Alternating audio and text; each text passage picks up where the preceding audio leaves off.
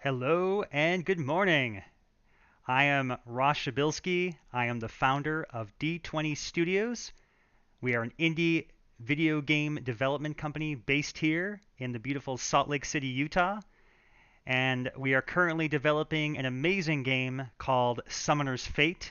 It is a turn based strategy deck builder game where you command your forces from a beautiful top down perspective and win in the most creative ways possible. This is our website here, summonersfate.com. Our pre-release is now available, so if you're interested in playing before the game is officially out, you're welcome to join our amazing community. We've got a great group on Discord and within the forums and social media.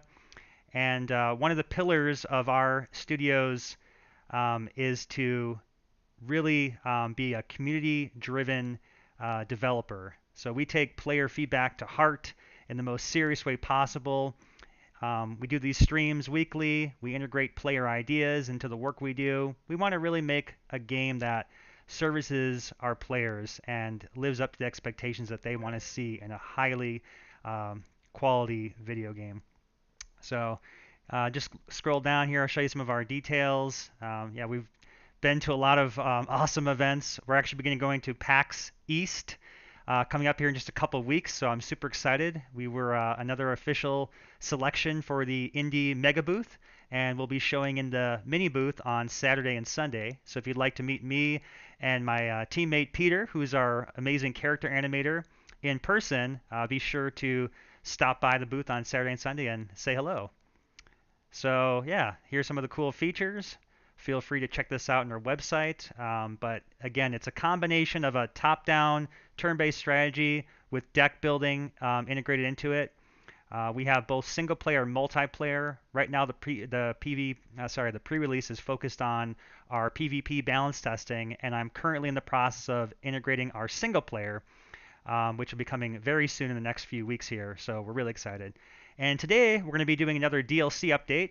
I have 8 cards selected that we're going to be making. These were all discussed in our Discord channel earlier this week, and so I'm excited to get working on those. All right, and I see M. Zuccarella is here. Hello, welcome to the stream. Good to have you here with us. He says, I love the wall and brambles. Oh, we should probably pull up the cards. And I'm so excited when the global release happens. Thank you so much. I'm so pleased to have you here in our stream with us. All right, so what we're going to do next is load up the, I should probably do it this way. Summoner's Fate. All right, so I'm going to show you our agenda for today. So if you're following along and you want to be able to look at this, just go to summonersfate.com. All I did was click this forums button at the top here, and then you're going to see this events section here. This is where I typically post the agendas for these Develop with Ross sessions, and just click here, last post, and you're going to see, oh, look at that! I got a whole bunch of stuff that we're going to be making today. And yeah, these are all cards that we had a discussion in Discord. I regularly chat with our pre-release players and just other people that like to lurk or are interested in the game and want to talk about some of the design elements. So these are all cards that we had kind of artwork done for. Didn't necessarily have the powers fleshed out. Some of these are going to need some work, but they were ones that kind of stood out to folks as being interesting. So we're going to try and implement as many of these as we can today. And M. Zuccarella says, sorry for being inactive. I had very severe food poisoning. Oh my goodness, that is terrible. Well, I hope you are feeling better. And no worries at all. We are always happy to have you here whenever you can make it. And for those who aren't able to make these sessions, I also do repost all of our Twitch streams to our YouTube channel. So you can always check out our episodes there if in case you missed one. All right, and I also have down here at the bottom, in addition to these cards, we're also going to be doing some balance changes. I take, again, player feedback very seriously, and it sounds like we've got to do some cost differences on the Swarm card, which is probably one of the most exciting. It was a very fun card. I'll show you guys this card. It's really fun. And then we got to decrease the cost of Your Soul Is Mine, which is a card we developed last week. Okay, well, I kind of got an early start this morning because I was a little bit nervous about how I was going to get this Dragon Hatcher one to pull off. So I kind of started some work. I think we're going to start with Dragon Hatcher today, and then I'll let you guys kind of take it from there on what you want to see me do next. Okay, so to make these cards, what we're going to be using is my custom built engine slash game development tool called the D20 Definitions Editor. It's an amazing product. that I developed in sync with the game. So it's basically, as I developed the game, I have programmed this tool, which is like um, it runs the game engine, but it also can self-edit both the editor and the game engine itself. I know it sounds a bit crazy, but the goal for this game is that I want it to be long-term live service. 10, 20 years would be amazing. And I just really want to be able to create content easily and be able to push updates without having to worry about making changes to the game client. Because whenever the client updates, you've got to go through all the hoops of game reviews on your third-party platforms, mobile and Steam and things like that. But with DLC that doesn't have any code in it, you can directly deliver this over the air because you're just sending back data. And so that's what this tool does. It allows me to build maps, and we'll show you some of this stuff. I tend to give a little bit of a walkthrough as I go through this, but like here's example of our map editor. This lets you build levels. I can paint and change how these structures look here. Put some trees in there. Put the little bush right there. It's your world, so whatever you want to. Just we had Bob Ross fan on here last week, and I actually really love Bob Ross, and it just kind of reminds me of this process of talking while you work, very similar to his painting show. So that's the editor. But this more than that, this also lets you play test the game too. So I can actually load up characters and things in here, and then we can also play test there, which is pretty cool, and actually run the game logic and everything. So that's kind of a fun thing that we can do inside of the editor as well. But more than that, this also lets you create all the cards, the VFX even, all kinds of stuff. So let's go ahead and take a look at that Dragon Hatcher card and see what we've got. All right, so Dragon Hatcher. This is under our currently non-functional cards. All right. Imzacrella is excited. Oh, sorry, we got not Imzacrella. The Kelsum has joined. Welcome to the stream. I'm glad to have you here with us. He votes for the Shadow next. And some ideas we have for the Shadow are 3 mana, 2 power, 8 life. At the start of your turn, gain stealth. Whenever this loses stealth, gain +1 power. Ooh, interesting. Yeah. I definitely like the idea of stealth with the Shadow. I've got a few ideas that are similar that kind of align with that. We're gonna have some fun with the Shadow. All right, but for now, Dragon Whelp. I've been promising this Dragon Whelp for a long time.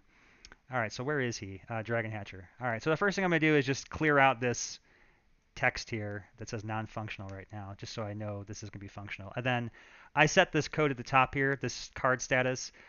This is what allows it to, so right now it's in the alpha set, which means it will appear in the game, but it's non-functional, so you can't play the card yet. Switching it to functional will mean that this card is now active and you can add it to decks. Okay, so this thing at the top here is where you type the description, and up here at the top it just says summon a dragon egg. When the egg is destroyed, summon a dragon whelp under your control. Okay, so that's what the card is going to do. Now, there are some questions, I guess, with this description. It's not very clear what the egg is or what the dragon whelp is, and I haven't quite figured out how to do that because it's hard to fit all that text into one card. Eventually, I'm thinking what we'll probably do is have some way of like creating little hot links on the card so that you could click and hold the card and it would show you like a little link or something that you could tap on and then it would flip and show you the other cards associated with it. Yeah, because it's kind of like a token card. It's summoning this egg that's its own thing, and it's also summoning a dragon whelp, and it's just too verbose to put it on there. So for card descriptions, I generally like to get just the high-level description in there. So I think the description's okay. Players are going to kind of discover the value as they put it out there. Some of the fun of here is discovery as well. All right, but let's talk about what this is going to do, and I'll kind of explain a little bit. So the Dragon Egg itself is a placeable unit. So I've already kind of mapped in some things here. This effect here says create placeable Dragon Egg on target, and the target in this case is going to be a visible space that's empty. Now, normally when you place summons in Summoner's Fate, they have to be surrounding your caster unit. But the egg is a bit of an exception because it's not just a unit you're summoning, it's an actual terrain object. And the idea is that you want to kind of have the egg sort of like a dual purpose as an obstacle, like shove it in front of your opponents to block their path of movement, make it so they have to kill the egg so that you get a baby dragon, right? Let them do the work for you. Imzerkrella says, I think it should shift between the cards it's linked with like a chromatic shift. not sure what a chromatic shift is, but I like the idea of it flipping the cards around so you can kind of view the different pieces of the chain of events there. Okay, so then we do another thing here. This is a little bit of a strange effect, but I'll explain why I added it. So what this action effect is doing is set attribute player controller to 0 on the primary loc unit. So this is a way of creating an effect on something that hasn't been created yet, because at the time this card's like spawned, I guess, the dragon egg doesn't exist.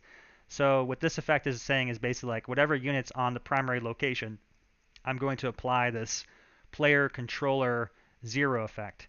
Now the reason I do that is because normally you can never attack your own units. But in the case of the dragon egg, there's obviously reasons why you'd want to destroy it, because then you can hatch the dragon.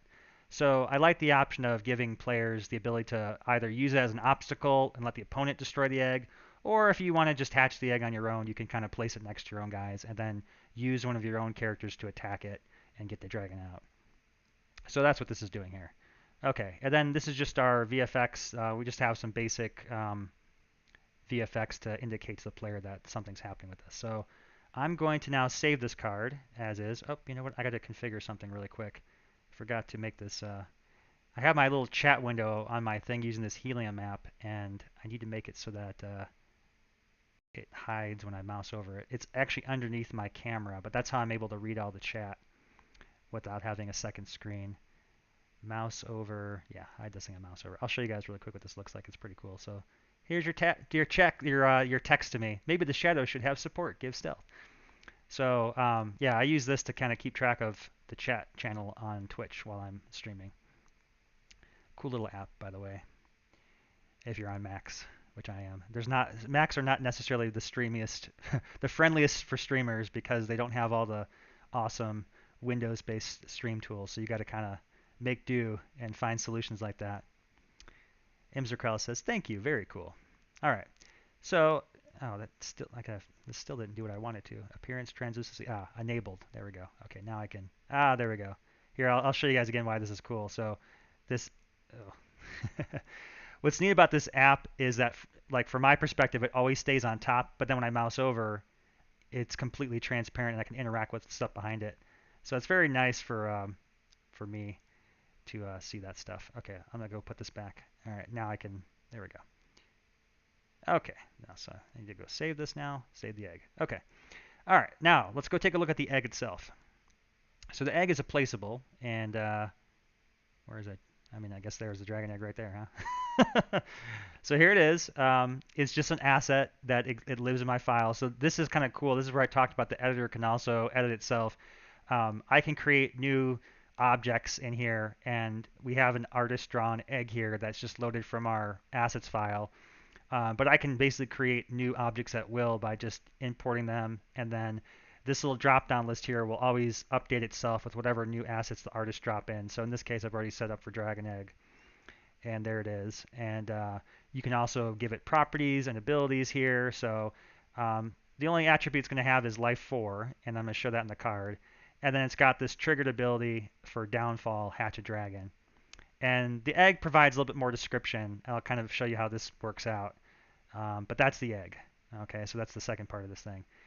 And oh yeah, then we got the little sound effect for it. So we can have, when the egg gets hit, I can give it a different sound. I kind of picked this carapace on because it kind of sounds like an egg cracking. I got different effects for it too here, like, yeah, depending upon what thing's attacking it, it's got different sounds. So that kind of sounds like an egg cracking. Okay, so that's all good to go. Let's go back to the triggered abilities now. All right, so I've already kind of set this up as well. Downfall, Hatch a Dragon. All right, so here's where here's how it works. This is a triggered effect. We've got trigger event. We want this to happen when a unit's defeated, and we're going to use the action default targeting, which means the targeting will be programmed down here. Conditions that are important, we want to make sure that the ability user is equal to the event target. So if I go over here to my little cheat sheet, event target is the target that was defeated. This is important because we don't want this to trigger whenever anything is defeated. We want to make it specifically when this egg is defeated. And then we got a second condition here that says cannot downfall is less than or equal to 0. There are certain cards that will prevent downfall abilities, such as disintegrate. If you completely disintegrate the egg, it can't hatch a dragon. So there you go. All right, and then down here we got our action effects. Here's the one where it's actually going to create the dragon. So create unit, dragon whelp, and we're going to go to the dragon whelp and show you his powers as well. And then I have it set to give it the ability user attribute player owner. So it's going to make it so that the owner of the dragon is equal to the owner of the egg. Now, I thought it'd be fun for the single player, maybe during your adventures you encounter an egg just on the map, right? So I decided the idea would be cool to give the egg a dual purpose. If it's a egg summoned via spell, the dragon whelp belongs to the owner of the egg. But if the egg is already on the map, it's considered to be a neutral egg. Wouldn't it be cool if whoever was the first to hatch it gets the dragon whelp? And this could also be used not just in the single player, but maybe it's a terrain feature on like a multiplayer map. And I thought, hey, wouldn't that be a great incentive to get players to run on the field and try and hatch the egg so they get the dragon first? So I've got this second effect here, and this one says to set the controller of the dragon whelp to the player that last damaged it on the primary loc unit. But that's a special condition that will only trigger if the player owner, the egg, is 0, which means neutral player. So this is just sort of a special condition I added to the egg so that you can have a neutral egg on the board that someone can take control of. Okay, and then we're going to go look at the last piece of the dragon whelp, which is the dragon, the baby dwagon. All right, units. I love dragons. I don't know if you can see behind me here, but I've got little stuffed dragons and dragon statues and dragon miniature. I mean, that case back there is loaded with dragons ever since I was a kid. And specifically red dragons are my favorite. So, of course, the dragon baby had to be a red dragon. Okay, so just for some context here, we're going to start with the giant red dragon. These aren't the actual names. I put giant in here because I'm trying to sort based on the armature it's using, which in this case is the giant armature. But this is the red dragon. So this is a fully mature adult dragon. He's pretty sweet. You know, here's his move animation. Here's some blue and fire things. Yeah! Wing articulation. This is amazing work that our character animator Peter did. He'll be coming to PAX with me, so if you've got questions about character animation, I mean, this guy is just a genius with it. That's all mesh driven. So we've got one single asset. The artist draws the wings, and then the way that I built this tool is we just take and plop those separate armatures. So it's all modular. And if I want to have something have wings, I just stick the picture of the wing on the object and tell it, animate this like a wing, and it will make a winged armature, which is just amazing. Like the level of like what you can do with this engine is really cool. Okay, there he is looking at you. Okay, so the dragon's powers are, let's see here, show his card. He's got flying, okay. He can move and shoot. Now, normally in Summoner's Fate, you can either, if you're a ranged character, you can either move or shoot. You can't do both the same turn. But with the move and shoot, we allow a character to move in the same action as they would with their attack. And I'll kind of show you how that works inside the engine. And then he's got a special far shot ability where he can deal 4 fire damage to all units within a range 3 cone. So basically imagine like, you know, your D&D style template where you would place the cone or the little triangular shape over the template of the squares and shoot a fire at somebody. That's what the dragon does. But he's also got a regular 6 attack. So if he's just like clawing you, he's got a stronger claw attack. So I thought, I guess the baby dragon should probably have a similar power to the big dragon, the adult dragon. So now we're going to go look at him. Okay, so we got Dragon Whelp. There he is. Isn't he cute? I think he's looking at you. He's happy. Little baby dragon. Yeah, so there he is. Now we can make him smaller. I'm not sure what the right size is for, but I kind of shrunk him down a little bit so he's tinier. You know, so we have different options to customize him here, but I feel like this is probably pretty good for size of him compared to the egg and everything. Here's him moving around. I've also got this alternative version if you guys like this better. This is where he's just sort of flying all the time. But I thought it was kind of cool to have him walk around too. That's a dragon. Yeah. Whoa, that fire is a little big for his head. All right, let's go back to this guy. All right, so here's his fire cast. So he can breathe fire too. And he can walk around, and he also attacks things. Oh, he bites you instead of clawing you, because he doesn't have quite big enough claws yet, so he just sort of goes for the bite. All right, so here's his powers. Oh, coming soon, that's not going to do. Let's get rid of that. Boom. All right, let's make him alpha. He should be functional. So this is kind of a cool thing. The Dragon Whelp himself, if you want to just summon him, costs 3. So you've got the choice. If you want to just put a Dragon Whelp in your deck, you can put him directly in there, or you can put the egg in there that costs 2. The egg costs less because, well, you don't. It's a little bit harder to get the dragon out. You have to hatch the egg. So starting off the dragon, he costs a little bit more. Okay. So very similar to the bigger dragon. He's got a power of 4. He's got half the health. So he's kind of like half the strength of the big dragon, I guess. And then his fire damage, instead of dealing 3, he deals 2 to all units in a cone. Now, I don't know if these stats need to be adjusted a little bit. Maybe I could see argument that maybe his power should be like 3 instead of 4, since he's dealing a nice strong fire damage, and his bite probably shouldn't be that strong. I'm kind of feeling that, actually. I'm going to change it to a 3. So he'll be a 3, 8. 8 seems like a good amount of life because you did invest a lot to build him, so I think that's pretty good. So we'll give him a 3 power, like claw or bite attack, and then he'll have a 2 fire damage with his move and shoot power. Okay. So there we go. That's the Dragon Whelp, and we're going to save him.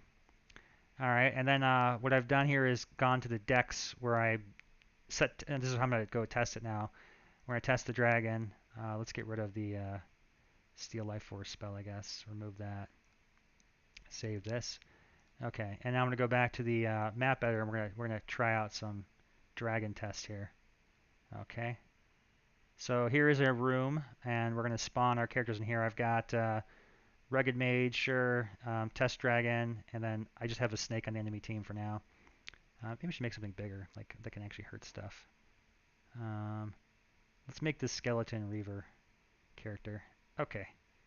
All right, so let's go ahead and post some of this stuff. Okay, so here's my dragon card, and I'm going to go ahead and, you see I can cast it anywhere within line of sight. Let's make sure line of sight targeting is working. I'm going to go ahead and put some terrain down. We'll put a wall block since we're in the dungeon. There we go. So now, can't cast it over there because I can't see past the wall. If I can put it in front of this guy. There's my egg. All right. Now you see, again, rather than it being on my team, it's neutral. This may be a little confusing because it's red. I don't have like a neutral color life bar. I probably should, because neutral doesn't have any distinction. It just comes up as red. But if you were playing multiplayer, this would show up as a red life bar relative, so it's probably okay for now. And anyway, so because it's neutral, I can also attack it. Oh, that's weird. We're going to have to fix that. Did I just... Oh, dear. What just happened there? Yeah, Red Imp should not be able to swap places with things that are... Oh, see? What a random bug. All right, let's go fix that really quick. I got to make it so that the Red Imp can't attack, can't swap places with neutral things. Let's see, that Red Imp's power was... what was it called? Inflict. Inflict. Swap control. Yeah. Oh, dear. Okay, let's add a condition to this. Target subject, target, traits. Let's make sure that that must be a unit, because otherwise it's really weird. Greater than or equal to 1. Save. Okay. Yeah, that's strange otherwise. Okay, let's save that and make sure the imp can't swap places with the egg anymore. We don't want that. You can't control an egg. It's an egg, not a character yet. Still the... Okay. Okay, good. So he didn't try and steal the egg this time. That's good. Okay. So anyway, we got to make sure that the egg actually hatches the dragon. So either we can attack it or the enemy can attack it. But let's have the enemy attack it here. Look at that little dragon. There he is. He's so cute. What if you... Oh, Mr. Krell says, what if you transfer consciousness to the egg? Oh boy, yeah, that's a good call. We're going to test that next. We got to make sure we can't do any weird things with the egg. I've got so many weird edge case cards for that. But all right, so here's how the dragon's move and shoot works. See, normally when you have a character, you move and you kind of drag all in one nice gesture like that.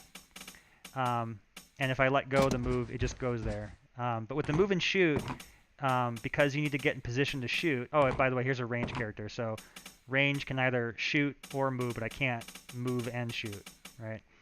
So move and shoot goes like this. You move, I let go to say I want to be here, and now I can click over here. And so he'll move there and go there. Or if I wanted to, I can also just let go and he'll just move there. Or just double tap there, I guess. But I can also do the melee attack this way, just like a regular melee unit. So there's his little bite attack.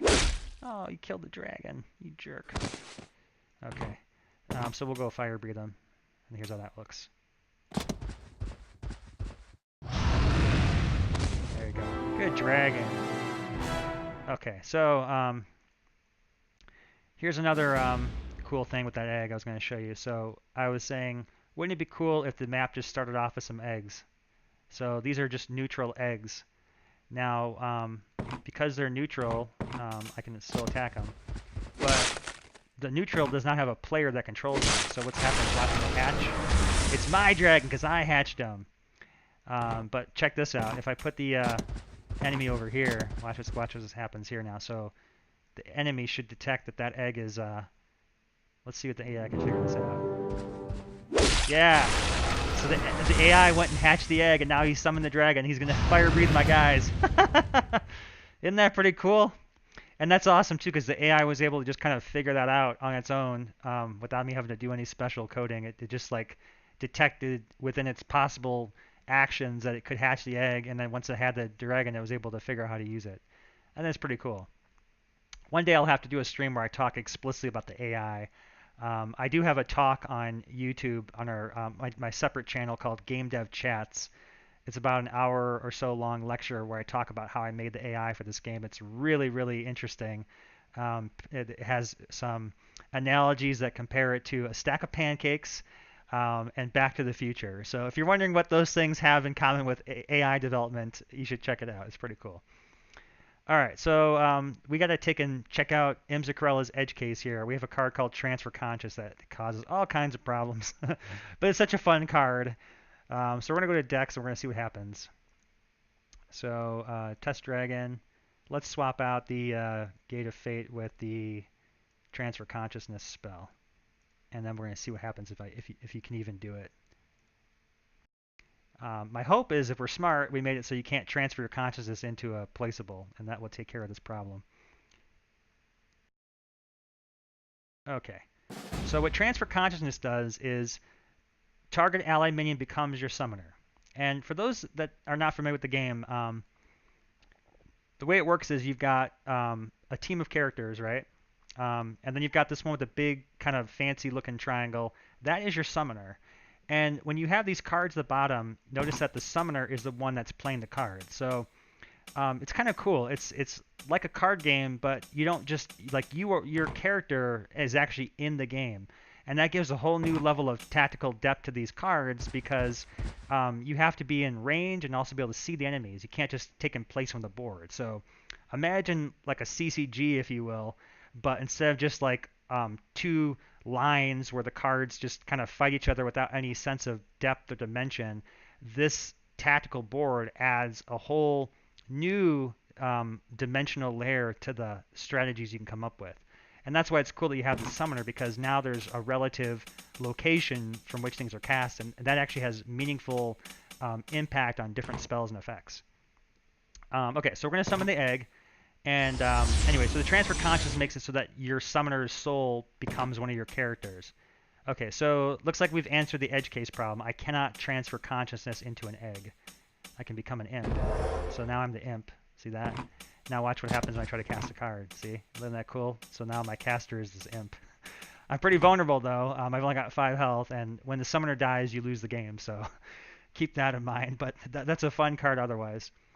All right, so Imzacarella says, another edge case. Transfer consciousness to the red imp and attack melee with the imp. Does the opponent have 2 summoners? That is a great question, Imzacarella. We actually addressed that last week's stream because there was, in fact, a bug where you did end up having 2 summoners. So last week we fixed that so that I'm going to go ahead and create another unit here. Let's just put this thing on the board. Okay, there we go. That's a Arthropod Walker. Okay, so I'm gonna go attack him now. Watch what happens. This is how we fix that problem. We didn't use the imp's power because it was hitting his armor. I'll try that again. Okay, so see that, Imzacrella, we were able to fix that bug. So now the imp takes control of him like that. Now the weird thing is that the imp should now be owned by this guy. It didn't switch his ownership, which is a little strange. That seems like a bug, and I'm not sure how that happened because that's not good. Um, let's start this again. I want to make sure that I didn't bug out the red imp. Maybe I broke him at some point. I don't know. I have been doing a lot of changes to code and stuff for the single player, so maybe I did something that broke the imp. Oh yeah, he's got to get out of here. Okay. Okay, there it goes. Yeah, I think it didn't work because it was a neutral unit, so there we go. Okay, red imp's working fine. Good. Okay, so Dragon Hatcher card is looks good to go. That's ready to go into the game now, so I'm very excited about that one. Hooray, Dragon! That's gonna be so fun. I could see so many good use cases for this. You could be the pyromancer and just drop the egg in the pile of a bunch of guys and throw a fireball at people, and then the dragon pops out, and you can go and flame them with the dragon. And just so many fun possibilities for the dragons. Okay, so that one's done. Let's take a look at what's next on our list. And I recall that you guys were interested in the Shadow, which he doesn't have anything listed there. That's funny. I forgot to put some text in there for him. But that's good. Now we can be creative with it. All right. So let's go ahead and take a look at our Shadow. So I'm going to go back into here. I'm going to go to Units, and we're going to go to Shadow. And I'm going to talk a little bit about this character and why he's in the game. It's going to give you guys some chills. Where is he? Can't spell today. Shadow. Oh, look at this guy, man. He is freaky. Claw tag. Yeah. Okay, so I'm not sure if many of you guys follow this thing, but there's this notion of there's this term called cryptid that is used to describe creatures or beings that are believed to exist in the real scientific world, but they haven't been officially confirmed. This would include things like the abominable snowman, yetis, Bigfoot, and other such kinds of creatures. We do have a yeti in our game, incidentally, for the same reason, because I have a fascination with these types of cryptid creatures. Now, the Shadow comes from a real, or not real, but I guess folklore, I guess, because again, it's not scientifically confirmed, but it is something that people believe in the real world. If you guys ever seen, there's a really disturbing, creepy documentary called The Nightmare on Netflix. It might still be on there, but it's really freaky. It's about sleep paralysis. So this is a phenomenon where when you're asleep, your body naturally goes completely numb and shuts off all your nervous systems during REM sleep, so that you don't flail around when you're having dreams and injure your real body, I guess. But in some cases, you can become in a waking state, like a lucid dream, in other words, where you are sort of aware that you're awake or have the feeling that you're awake, but then you're also aware that your body is paralyzed and that you can't move. Okay, and this creates a horrifying real-world effect where you feel trapped. And when this phenomenon happens, people who experience it often report the presence of dark, terrifying beings, and they're often represented as shadow-like humanoid creatures that kind of just come in through their door, or they stand over their bed. I know this is I said this is gonna give you real nightmares. It's disturbing. And there's these presence of these creatures, right? So they're called like the shadow people. I said look this stuff up online. It's horrifying. Again, science-y fiction, sort of folklore type of thing, but there is some basis and real life reports where people believe they've actually seen these types of creatures. So that is what the Shadow here represents. That's what the inspiration for this creature was. Is based on those creatures. One of the effects are the theories behind these types of creatures. And this is one of the things I kind of personally find fascinating and believe in and have my own theories toward it, because I guess I've had some kind of experiences of encounters similar to this type of thing, or at least like the belief that this thing might exist. Um, but sometimes you'll have those dreams where you have these really terrifying nightmares or just really long, dragged out dreams, and you wake up feeling completely drained. And I had this theory that maybe there are entities that exist in the universe that um, exist in a different plane of dimensional space, and they require some kind of special energy as a food source or to kind of fuel their own being. And specifically, what they feed off of is fears or your reactions to various stories or elements that they, contrive within your dreams to to feed off of that. One of the concepts I love for the shadow is this idea that it's actually like stealing some of your strength and then adding to its own.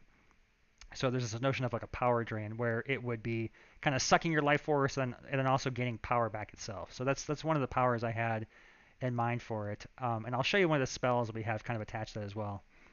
I'm just going to read some other ideas that are coming in the channel here from Imzakrel. He says, Shadow 1 mana, 2 power, nullify a card's ability until the start of your next turn. I'm not sure what a nullify would be, and that might be hard to nullify a card's abilities. Downfall, yeah. So you'd have to target a card ability until the start. I'm not sure. I'm not sure how that would work. I need some more explanation. Okay. Um, anyway, so I'm gonna give you some. I'm gonna walk you through one of the things that I think would work well with this. So this is a spell we have in the game right now called, where is it? Power Steel. Okay, this is kind of how I imagine the shadow working. You kind of even see we got this like claw-like hand here. But Power Steel, what it does is it takes away one of the enemy's power or strength and then gives it to you. So and I think as a shadow attacks, it would kind of have a similar effect where it's literally stealing your power and your life force and you gain back power. Okay, Imzakrella says, for example, if Ranger has range, it no longer is range. So Vampiric or Manasap. Oh, all text is just poof. Oh, I see what you're saying. Nullify. Yes, I like that ability, Imzakrella. I think it would work really well for a spell because you'd want to specifically target it. And the issue with Downfall is that it can be difficult because you need a specific target for that power. Um, anyway, so let's go back to that shadow creature. And then I think Imzakrella had mentioned stealth. I think that's another interesting concept that would go really well with the shadow creature because again, when these things are experienced, it's one of those things where it's like you kind of sort of see it, but you're not quite sure it's there. It's sort of cloaked or hidden. So I love the idea of the stealth being associated in some way with the shadow. So I think maybe a combination of stealth with some kind of a power drain would be a great power for the shadow. And just to give some contrast, I want to show you guys another character that's similar to him called the Soul Harvester. So Soul Harvester is another kind of floating spirit-like creature with the Grim Reaper staff, and what he does is he's flying, he's got Pierce, and then he life steals, which basically means that as he damages, he heals himself. So we don't want to steal life force with the Shadow. That's why I thought the power would be a good contrast to the Harvester. Okay, so let's go back to Shadow, and I could see him either costing 2 or 3, depending upon how you want to go with them. But I'm inclined to make him a 3. And actually, it looks like I guess that's what I had him as, 3. Let's get rid of this text here. Okay, so right now he's got life still. We don't want that. Okay, so 3 mana. He's a 2/6. For a cost of 3, he definitely needs to be a little bit more life there. So I'm going to suggest we bump him up to 8. Okay, as a starting point. And yeah, I did something where I broke my updater, but that should be. Let's make sure that shows correctly. There we go. So now he's a 2/8. He's a demon and he's an undead. I'm not sure if he should be an undead really. I don't know that that qualifies as undead. I'm gonna remove that. I think he's definitely a demon. A type of demon would be appropriate for him. He's a horror. He's a psionic entity of some kind. 3 power, 8 life, stealth. All friendly units have -1 attack and has +1 attack for each affected. Okay, interesting. Yeah, I like that second one. Stealth support -1 attack, gain +1 attack. Except instead of support, we're going to make it based on his attack. All right. We do want him to have stealth. I like that ability. So he'll initially come in cloaked, which is cool. So let's give him ability stealth. That's already programmed, so that's easy to give him. All right, flying, stealth. So he summons as a cloaked unit, which is cool. Save that.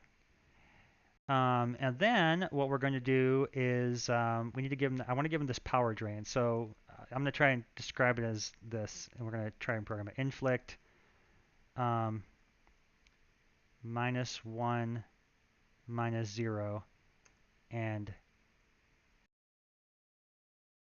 gain. I'm not sure how this will spell out, but gain +1 +0. That's what he's going to do. All right, so when he hits you, he's going to drain the power of whoever he attacks, and then he himself is going to get stronger. So this is going to make him a really, really nasty character because he's already going to have this awesome ability where he can weaken other characters, but then he in return is going to get power from it. And because he's stealth, he can initially hide if you can't reach an enemy the turn he attacks. And because he's flying, you have a great advantage to get behind the enemy and attack them without any repercussions of counterattack. So he's going to be a really fun unit. Okay, so what we need to do is create this inflict ability that we've described here. And we're going to do that in our triggered abilities section. So let's save him as is right now. Save. Okay. Okay. And you know what? Maybe I'll do is also grab. I'm gonna grab this description. Okay. Okay. So here we go. Triggered abilities, and we've got some existing inflict abilities. So what we're gonna do here is use one of these existing abilities here. I'm gonna copy this one that says debuff here for now. Copy, and we're gonna say inflict. I'm going to call this Power Steel because that's, I guess, what the name of that spell was before. Power Steel. Okay. And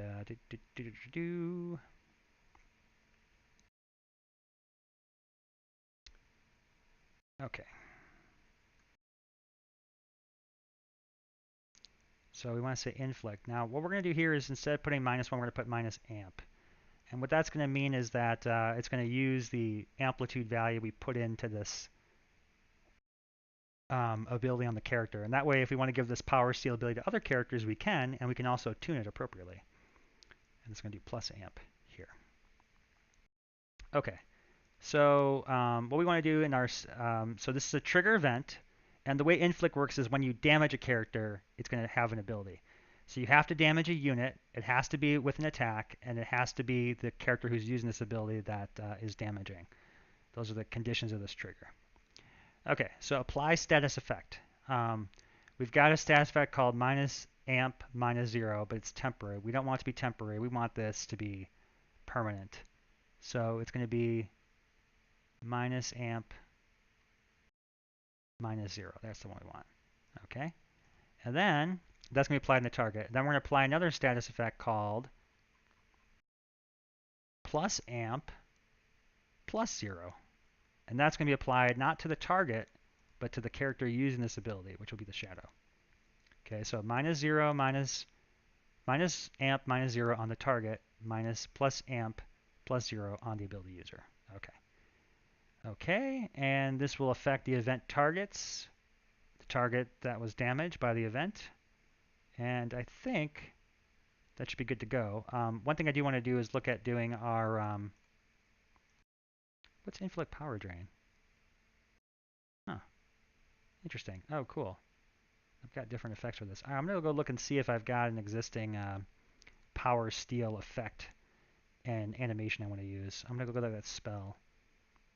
We're going to go to power steel spell. I kind of want to have it match that sort of same effect that this one's got. So looks like this one uses demonic lash. We're going to use the same one. Okay, triggered abilities.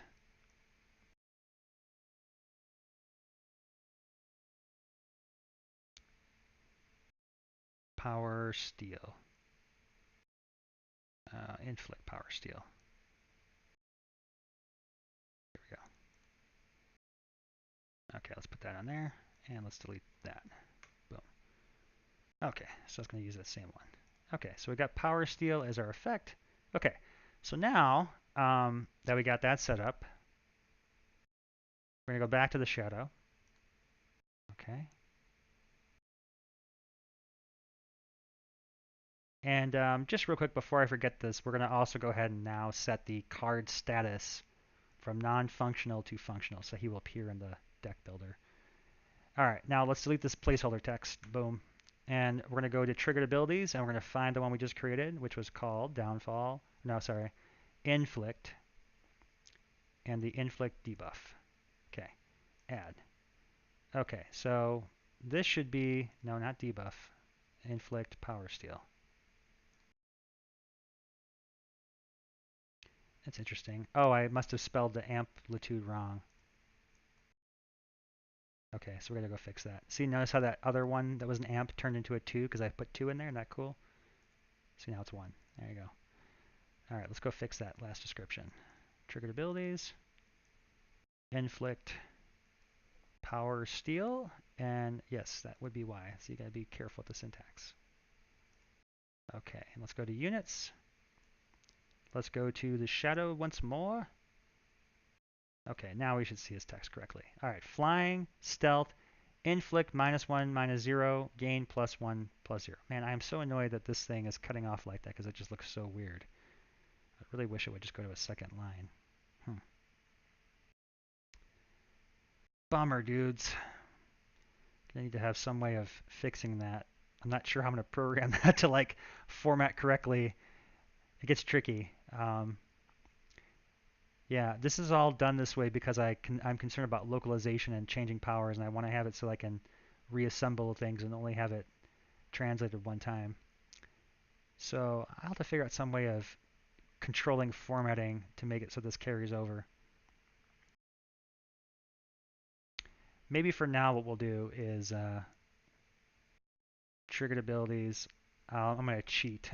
This is kind of not good, but just so that it looks good for now. Inflict, Power Steal. I am going to just go ahead and put a line break there. So that should fix it for now, but I'll have to figure out a better programmatic solution to format that text in the future.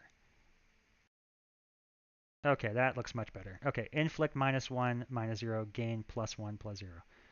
Oh, yes, that's evil. Evil indeed. Okay, so let's save him. All right, we are ready to test out the shadow.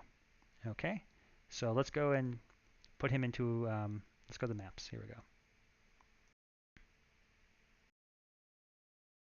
We'll go fight in here. Oh, I forgot to put him in my deck. All right, let's just go ahead and, you know what, let's make a deck that's got him in there. Let's go to Test Dragon. Let's replace this Transfer Consciousness with Unit, and let's put the Shadow in there. Boop, boop. Okay, save. Maps. All right, ready to test the Shadow. Here we are, and there he is in our deck. I'm going to go over here and we'll cast him. Okay, so he was summoned, and you see right away his stealth activated, so he is cloaked, which means like he can't be attacked. Our stealth has some kind of cool rules too. The way it works is, well, invisible until it attacks, casts, or ends turn next to an enemy. So if I were to do this and not attack him, then he would become visible because he would detect him. So it's kind of a cool little mechanic there. All right, wow, he is just a very disturbing looking unit. Oh my goodness, that is horrifying. He's kind of big. I might need to shrink him down a little bit in size because his arms sort of take up a whole big old chunk of space there. But wow, he is impressive. Okay, so let's test out his power. I'm going to go fly over here and steal some power. So he'll decloak.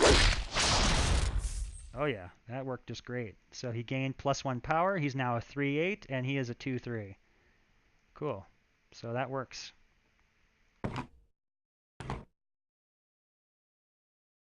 Very fun. Yeah, that is a terrifying creature. Ooh. He just gets stronger and stronger the more he attacks stuff. Oh, he died. Okay, cool. So there you go. Shadow. Officially in the game. And I hope you all have nightmares. Now, I don't want you all to have nightmares, but he is the stuff of nightmares. Yeah, don't say our game is it's not all the characters are kind of, you know, inviting and cool looking, but man, this thing, now that you've heard the story behind it, man, it's pretty terrifying. Okay. The shadow is complete. All right. So that's two. We're on a good roll here so far. We're an hour in. We've got an hour and a half left. We made 2 of 8 so far. Not too bad. Not too bad. Okay, so for those in the stream and the chat channel, if you guys have a preference on what comes next, please go ahead and shout it out. So far, we have created the Dragon Hatcher and the Shadow. And at the end of the stream, I will be pushing these to DLC, and we're going to update. I'm going to show you how our update process works. It's very slick. So you'll be able to play with these new cards today. It's going to be awesome. All right, so we did Shadow, we did Dragon Hatcher, we've got, the Kelsum says, the Preserver, an excellent choice. And Imzerkrell says Death Blossom. Okay, so we've got a sequence of events here. We're gonna start with Preserver. All right, so let's pop this guy out. Whoa, look at that. Um, let's go into the deck builder and we'll examine him more closely, and I'll explain sort of the reasoning for why I made this guy. Um, Actually, I gotta give some context. Let's give some context for why I made this Preserver, because he was sort of I kind of shoehorned him in last night. We had discussed in the Discord all these other cards, but I put the Preserver in last night because I was just wrestling with this thorn in my side regarding game design and balance. I'm gonna kind of give you the story behind it. So we've got this really cool card in the game. I'm gonna put it into a deck so we can see it, and it's called Test Dragon. Okay, let's get rid of the Huntress. We're gonna put in spells. Okay, it's called Swarm. Okay, and I'm going to put that in there, save this, and we're going to go back to the decks, and we're going to test this out. I'm going to show you what this card does, and I'm going to explain the whole story for how this insect guy got created. Okay. All right, here's the Swarm card. You ready for this? Boom. All right, it's a nature spell. It's got these angry looking yellow jackets on it, and what it does is surrounds an enemy with up to 3 giant yellow jackets. And I love the quote on this. If you guys get the reference, good for you. It's not the bees. Okay, so yeah, some Nicolas Cage there. So here's how it works. Yeah. All right. So it drops these 3 bees, and what the bees do are they're 1/1s, flyers, and they inflict poison. And poison is great because it stacks. So this guy's now poisoned twice, and so at the start of his next turn, he's gonna get 2 damage. And if I get one more bee in there, then I can see why this is so cool. Ah, he's dead.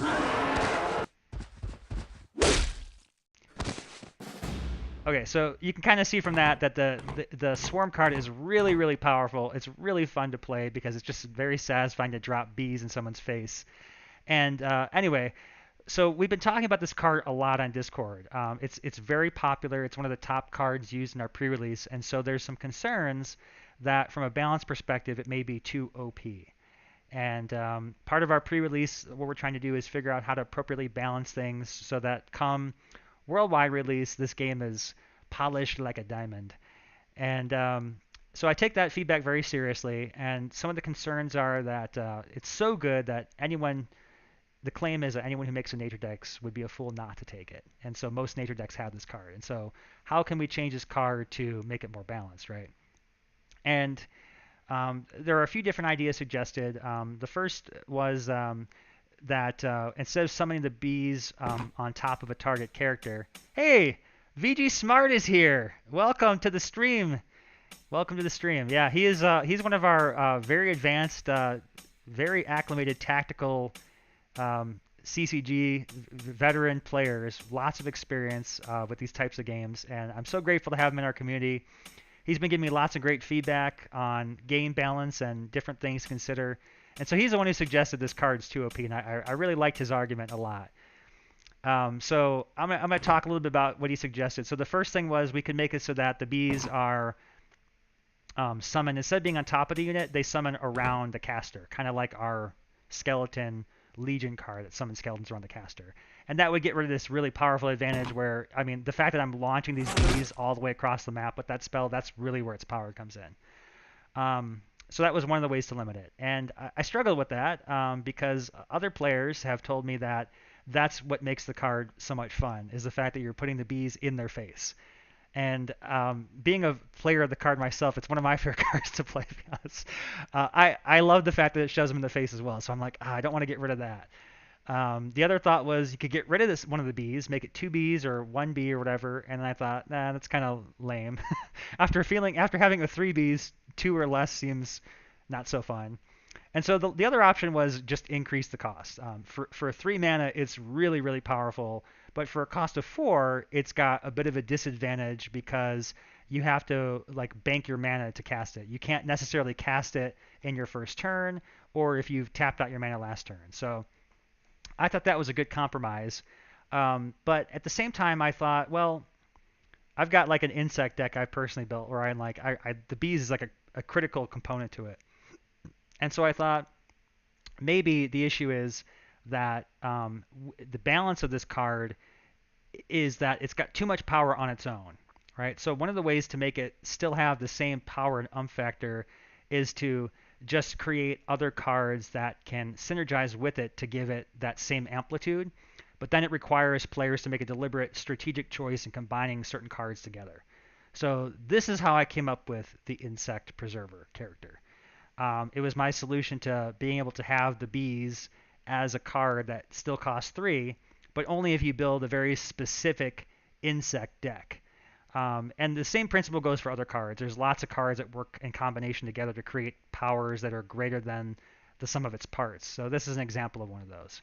Anyway, long story short, that is why the Insect Preserver was created. So one of his core powers is going to be that insectoid spells cost one less. He is also cost of four, which has significance in our game because characters with a cost of four are considered to be guardians. And when you get to build your team and your deck in our game, you get to choose first off your summoner, who determines which types of cards you can play and which heroes you can field.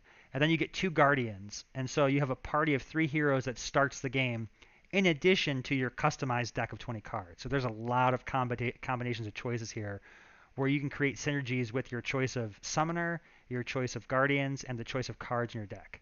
So he is meant to be basically like a reinforcer to an insect deck.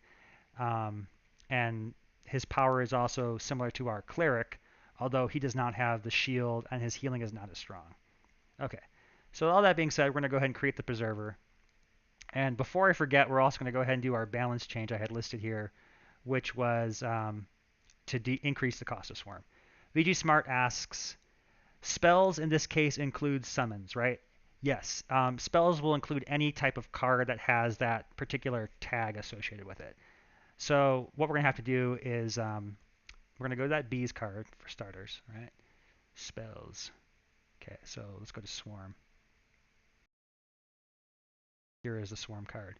Okay, so easiest balance change in the world. Now it costs four. Took 1 second. I love that. All right, but we also want to give it the insectoid trait so that it will be affected by our... Oh, it's kind of annoying. I was hoping that the trait would show up down here. I guess that only applies currently for my unit cards. So it'll be a little confusing until I fix that within the code. But what I just basically did was I tagged this particular spell as insectoid spell, and that will make it so that the card treats as insectoid. It's possible it may have worked anyway, just because the card contains.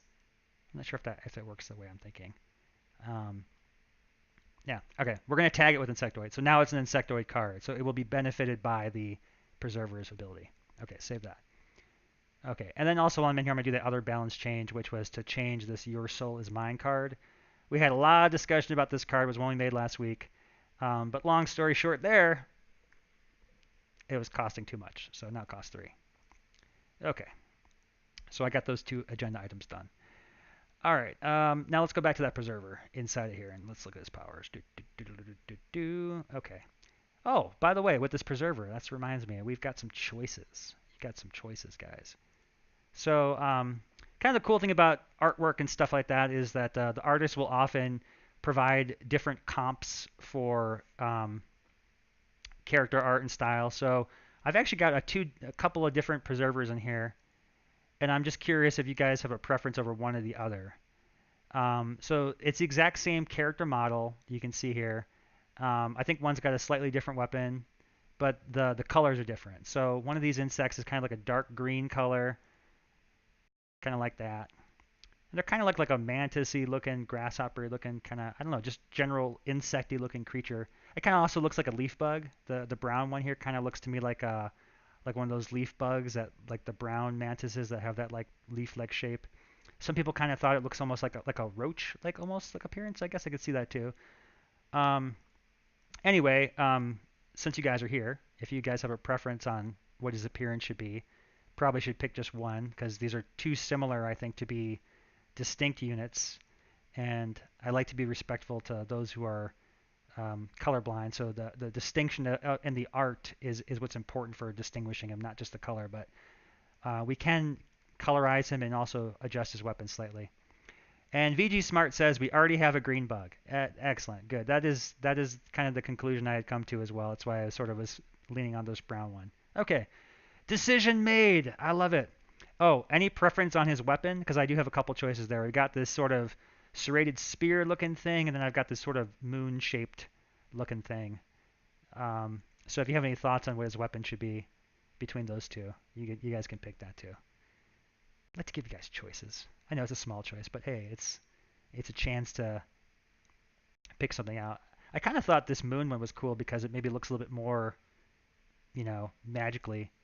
Yeah, give him the healer staff. Yeah, that's a VG Smart and I are on the. Oh, he says spear. Okay, wait, spear. So you like? Sorry, the one he's got right now. This one, the serrated spear. I thought the moon was more magical myself, but all right. So spear it is. All right, he's good to go. We're gonna use this guy. Okay, so now let's look at his powers. Right, he's got. Oh, why does he have spaces per move 4? Let's remove that. That's not good. Save that. Okay, so he's a power 3. He's 11 health.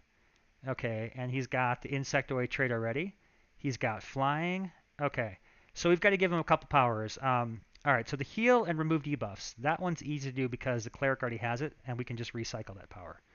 We're just going to change the amplitude of it. So if I go to my abilities, that's going to be support. Okay, so we got heal. He's going to heal you 4. And then he's got support, remove debuffs. Remove debuffs.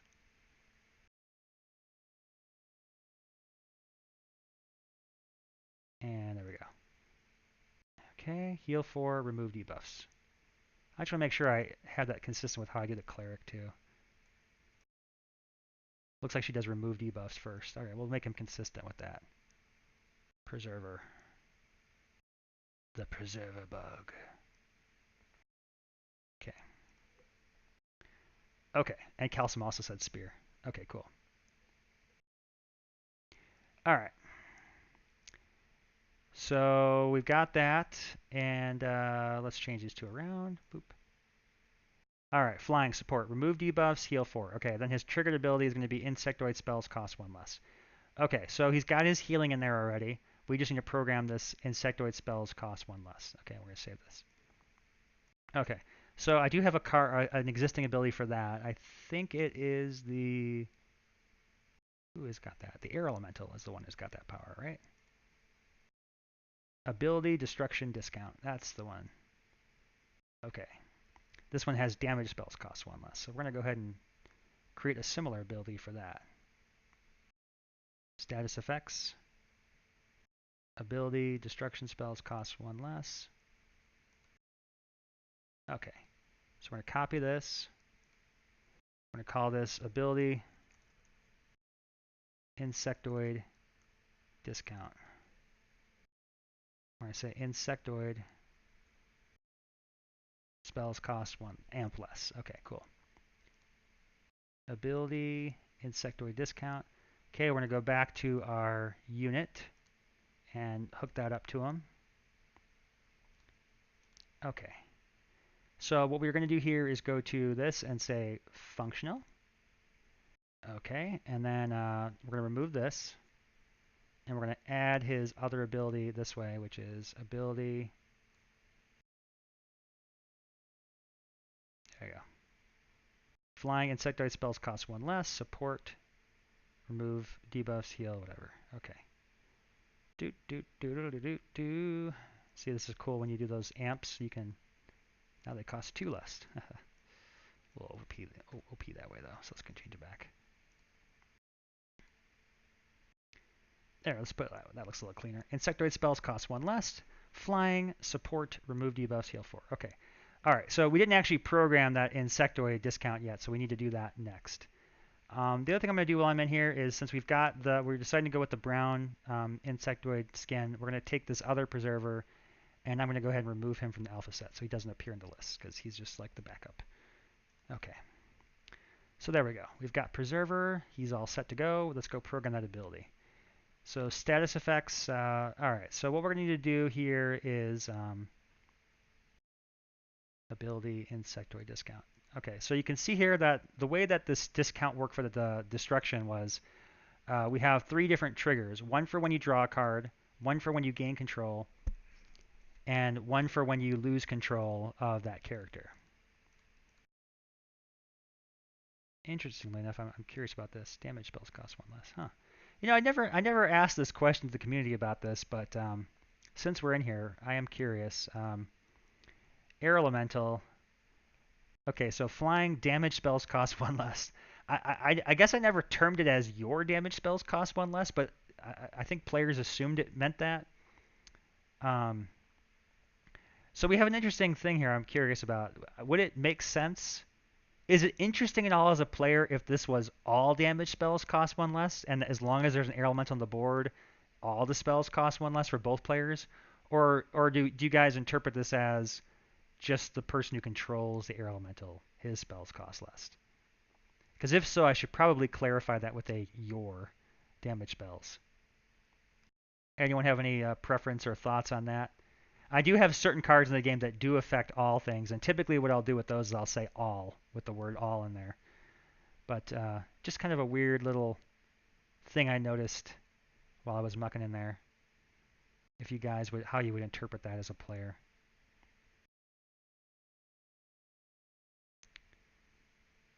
Okay, I'll give you guys a minute to think about that. In the meantime, I'm going to go and get the next step of this underway. All right, so we know we've got these destruction discounts, and if I believe all we need to do here is go ahead and change these characters, or copy these abilities. So we've got 3 different triggers for destruction discount. We're going to copy this first one. I'm going to copy it like this first. Copy. Okay, and then we're going to call insectoid discount plus on draw card. Okay, we'll do this next one.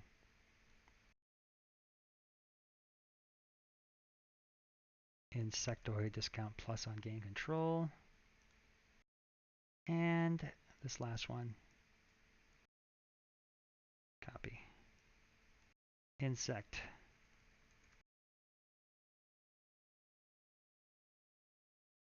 Okay. Insectoid discount -1 on losing control. Okay. Save. Okay. So we are going to go down to those insectoid ones now. Okay.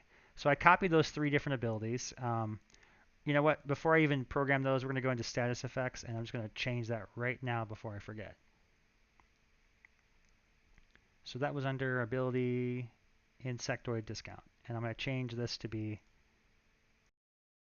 insectoid discount high. Okay, and I'll change this one to be insectoid discount.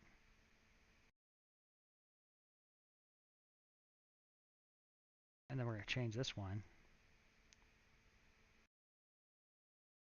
Okay, that's just so we don't forget to do that stuff.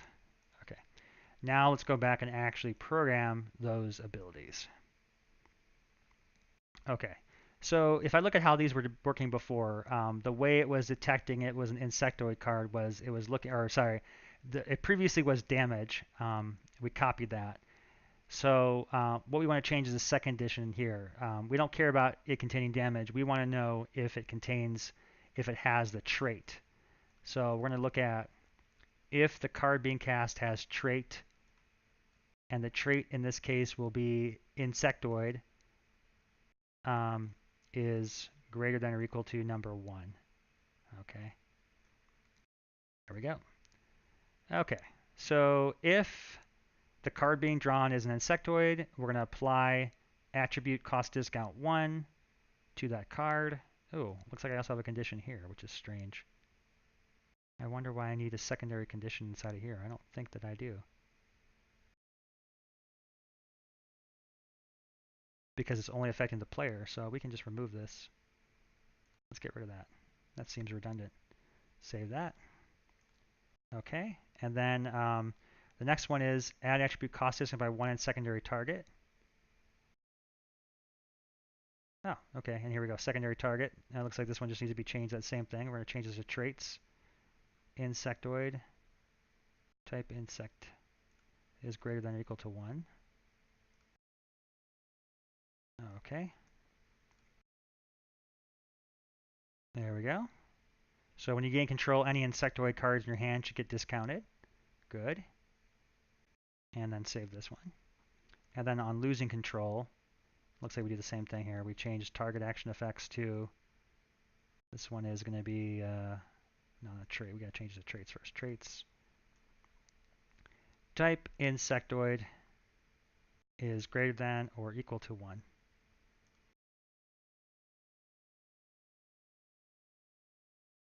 Okay. Boom. There we go. Excellent. Excellent. Excellent. Okay. Now we're ready to test this out. Dint, dint, dint, dint, dint. Okay. I think that's all correct. Okay. So now we should be ready to test the insectoid. Okay, now I'm going to want to test that with some different things. So I'm also going to go ahead and throw in a summon that has an insectoid tag on it. So let's go to test dragon. Let's change this to test bugs. Okay, and then I'm going to get rid of this shadow. We're going to put in a scorpion is considered an insectoid. Scorpions are not really insects, but they are in the same higher class family. They're arachnids, and then arachnids and insects all branch the same genus, but in our game, we use insectoid as a term for anything that's buggy-like in appearance. So, you know, it doesn't have to necessarily be a literal insect. It could be just bugs. Okay, so we got swarm, scorpion. I'm trying to think what other insectoids are in the game right now. There's not a whole lot in the game yet. Let's just keep it as that for now. And save that. Okay. Maps.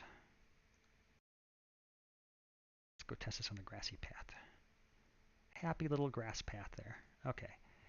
And we're going to change. Let's get rid of this red imp. Let's get the preserver. P for preserver.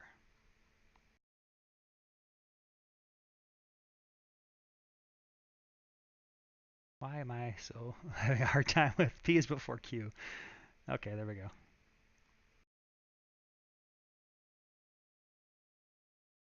There he is. Okay, so wow, that's interesting. So it actually seemed like it discounted the cards twice, which is not good. We don't want that. And I think that's happening because we started with those cards, and so that triggers taking into effect that, yeah, it's an interesting thing there. So yeah, interesting. Let's see what happens if I get rid of him now.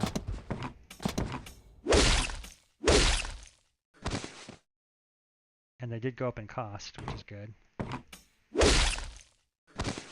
Okay, so the issue is that I guess I've never encountered this edge case before because you can't really start off with an air elemental. But it looks like what happened is that we had two separate triggers fire twice, one for the draw of the card and one for the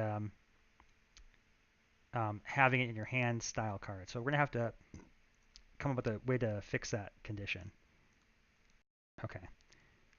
So I do have a way of doing that because I had the similar problem happen with the buff allies on gain control and such.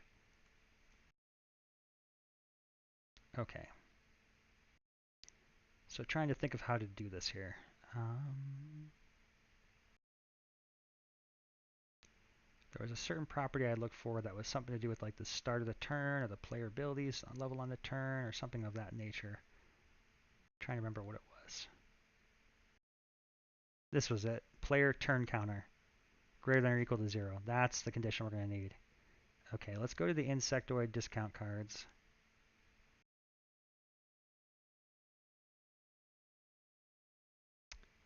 Okay. Although I guess that would be problematic as well because this is a tricky one here. Thinking how this is going to work.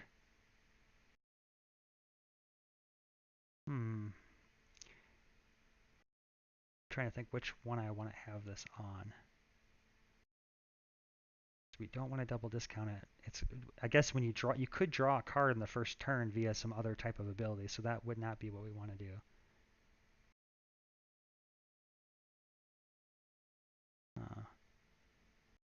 I'm gonna try that. I think that's what we want. Okay, let's try this out. Let's go to draw card. New target subject target player, and we want attribute property. Let's go back to that thing again. Sorry, I can't remember what it was. I already forgot. It was buff alley on target player. It's an attribute turn counter. Okay, is greater than or equal to 0. Okay, let's go back to the insectoid.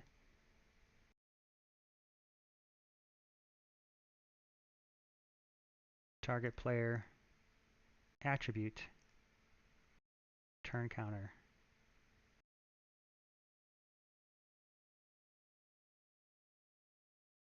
greater than or equal to 0. Okay, so let's see if that takes care of it. That might work. Then it shouldn't be doing it before the game starts. I hope. We'll find out. Nope, still doing it. Not happy with that. Okay, that's okay. That's okay, because all we gotta do is try it a different way. We're gonna go back to this again. Triggered abilities. Insectoid discount. Let's remove this condition. We want this one that says on game control. Okay, new target subject, target player, attributes. What's that thing called again? Turn counter. Greater than or equal to number 0. Okay. See if that works. Apps. You found a bug. What? What? Interesting. So something with that caused a bug. Okay, so this is not going well so far for us. Don't like running into bugs. It makes my life difficult. Huh. Okay.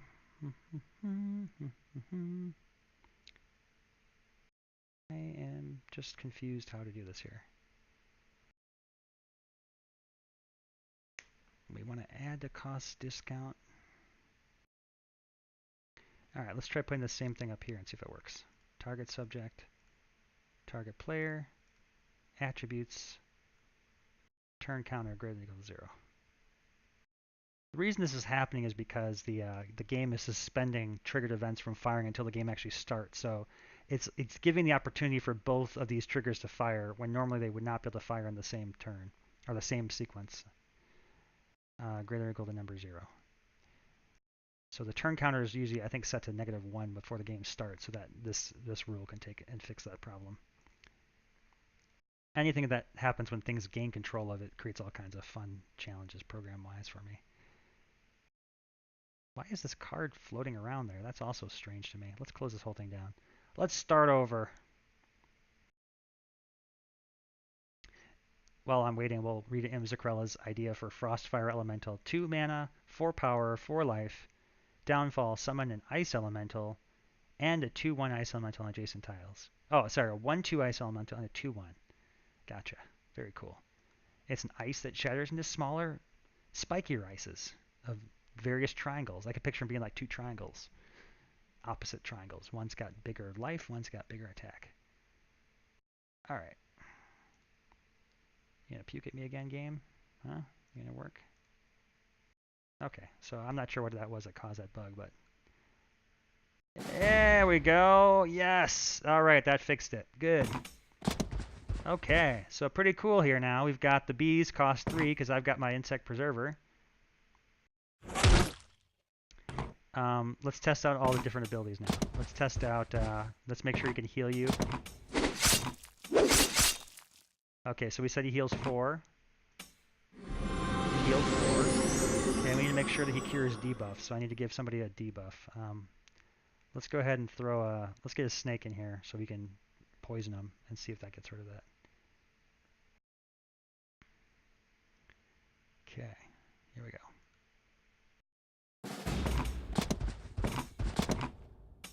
Oh, sorry. Cure himself, but he can cure himself. Okay, let's make sure he can cure poison. Poison's gone, good, okay. Alright, now we're going to make sure that the cost of the cards goes back up to the 4 when he dies. And they did, good. Okay, now we're going to do an even more fun edge case. I'm going to give the AI the same cards that we have, which is deck test bugs. And I'm going to give the AI a Scionist so that they can take control of my character for me. There we go. Okay. And I'm going to go into my game options, debug options, show full deck, show AI cards. Actually, I just need this one. Okay. Okay.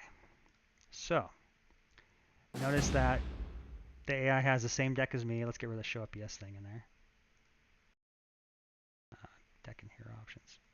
Game options. Show up yes, go away. Okay. Okay. So the AI's got the same cards that I have. Oh, that's weird. Why can't I cast this? I have control test mode on. Oh, they don't have a summoner. That would probably explain things. You can have the fighter mage. There's your summoner. Okay. I was like, why can't the AI cast these cards? Okay, good.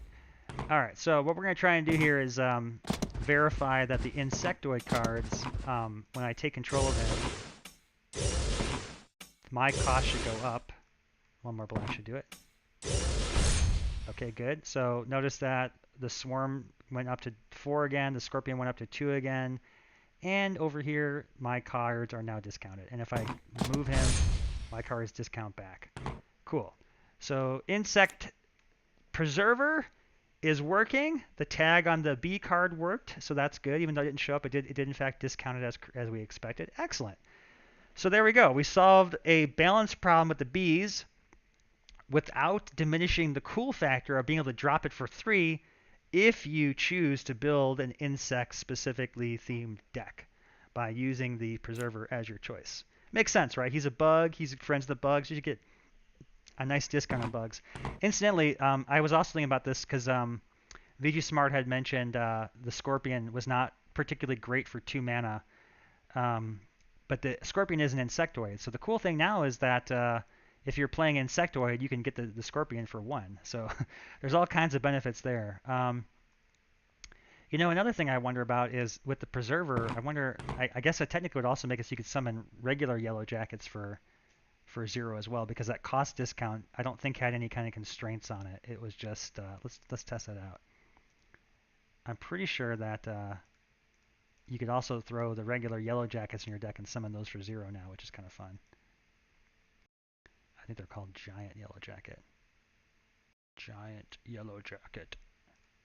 Update. Alright, let's take a look at this. Oops, wrong thing. Grassy Path, okay. Oh, you can. Cool. Oh man, that's going to be evil. So now you can drop yellow jackets by like single yellow jackets by themselves for 0 with the preserver. Oh, he's gonna be fun. He's gonna be a fun little character there. I like that. That is cool. Yeah.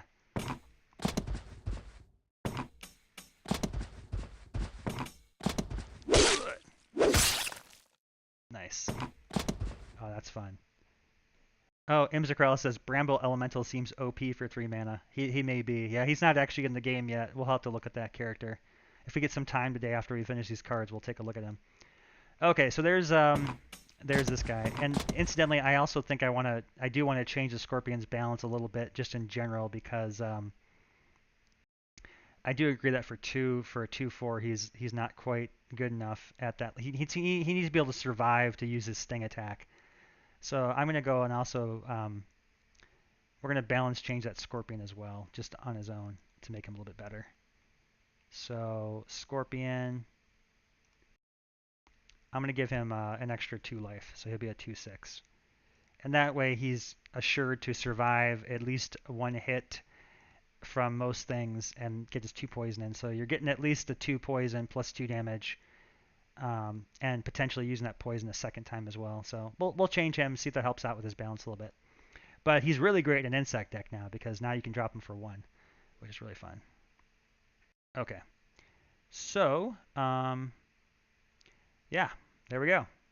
We've got now we've completed Dragon Hatcher, Shadow, Preserver. We've got an hour left, so this is pretty good. Usually I think our the most I've been able to create in a single stream has been 4. I think we had 5 one time when I cheated. I kind of cheated today too. Dragon Hatcher was almost done, I guess. But yes, okay, so I think the next one we wanted to do was the Death Blossoms. That was the one Imzacrella had suggested. So let's get Death Blossoms working. Okay, so here we go. Boom, ba-doom, ba-dun-da-doon. Spells, Death Blossom. Oh, and I did make the Preserver active. Yeah, we'll do a final check to make sure all those cards are active before I drop that thing in there.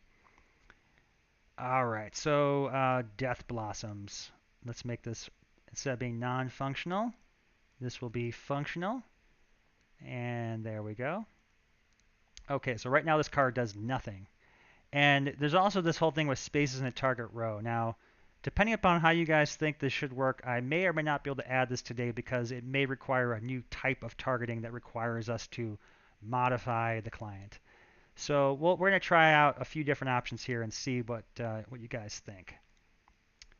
Okay, so the idea I had yesterday was instead of doing it on a row, we do it in a line. And there's an existing spell for that, which is Lightning Bolt. So let's try and remember these targetings. Visible unit or space between primary target and whatever that is, unit or space. Okay, so we're going to try and do this with the Death Blossoms. So let's do visible unit or, no, this should be space empty because we don't want to be able to cast it on units. And then between, what was that one? Between primary target and caster, and we want this to be space empty as well. Okay. There we go. So visible space is the target. Okay, good. And then we want to do effect is going to be to create a placeable. And we're going to create a spore pod. Spore pods are a type of plant that explode when you attack them or get knocked into them, and then they poison you. Okay. And similar to before, I think we want to make it so that these are neutral. We don't want players to control these. So we're going to also do set attribute player controller to 0. Because we don't want, and this needs to be primary loc unit. We want it so that you can attack your own spore pods. Now this is going to create a really interesting effect because these will cascade, so it's going to be kind of fun. Save. The other thing I want to do is similar to that thing before. I need to grab some of the sound effects for the. Let's do the Dragon Hatcher's placement stuff. Eventually we'll have those plants like grow out of the ground, but I don't have an animation for that yet, so we're just going to put a default placeholder animation in there. Okay, so let's copy these things down.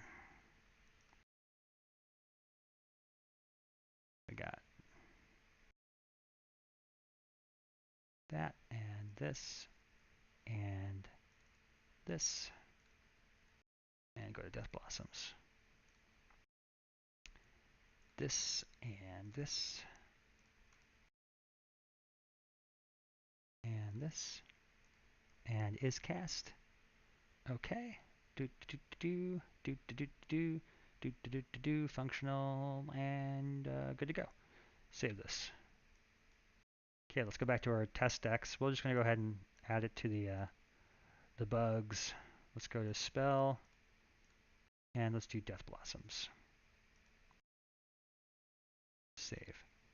Okay, here we go. Maps. Get ready for some craziness, guys, because it's happening.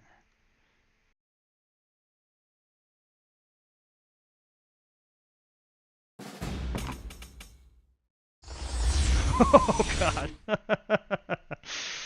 That's gonna be a fun spell. Okay, so you see, that's what it did. We changed it. I don't have the target row targeting. I just made it so you can target them in a line. So you see how that's gonna work.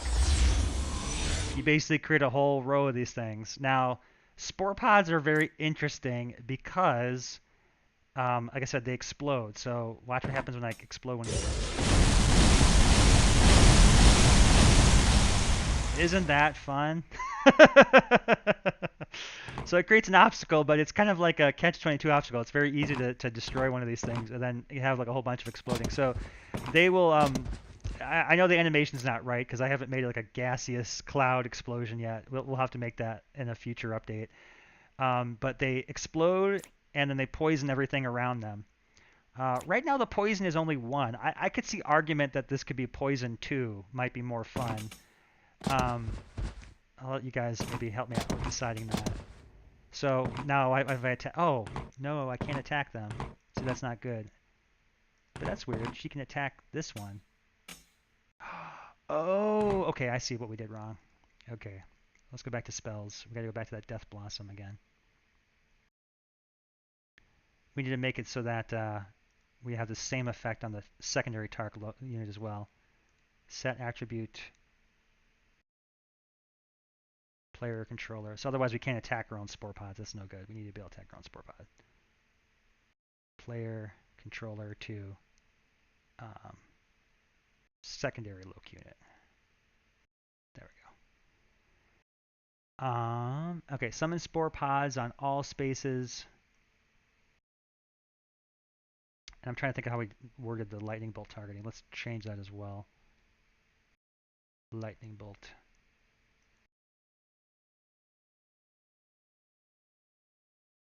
In a line drawn from caster. Okay. Let's change to that.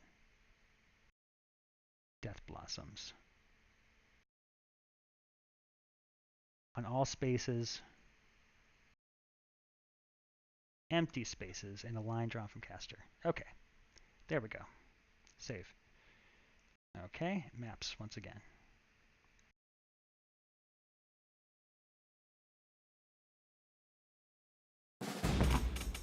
Okay, so now I should be able to create all of those things. And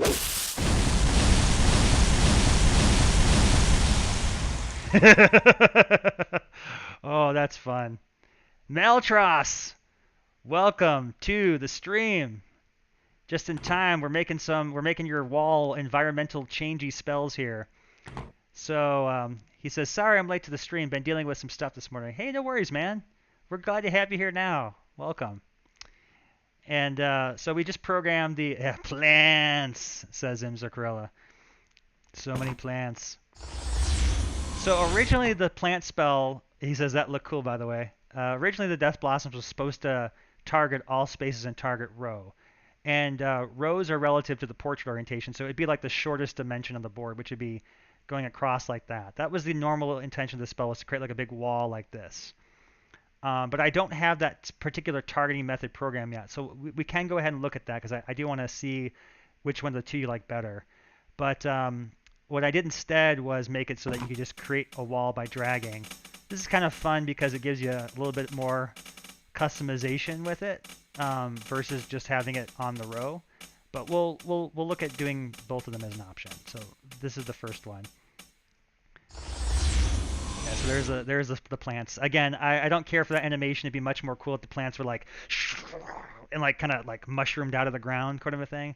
So at some point we'll animate the mushroom plant thing growing and get those. And Malatra says, and each of those explodes for poison damage. Yes, they do. And it's quite fun because of the cascade reaction. So if I attack this, you get this whole nice effect going on. You can use the explosion for a boom blossom. Yeah. So there you go. Um, yeah. So these guys all got poisoned because they were next to those things over here. So it's kind of fun.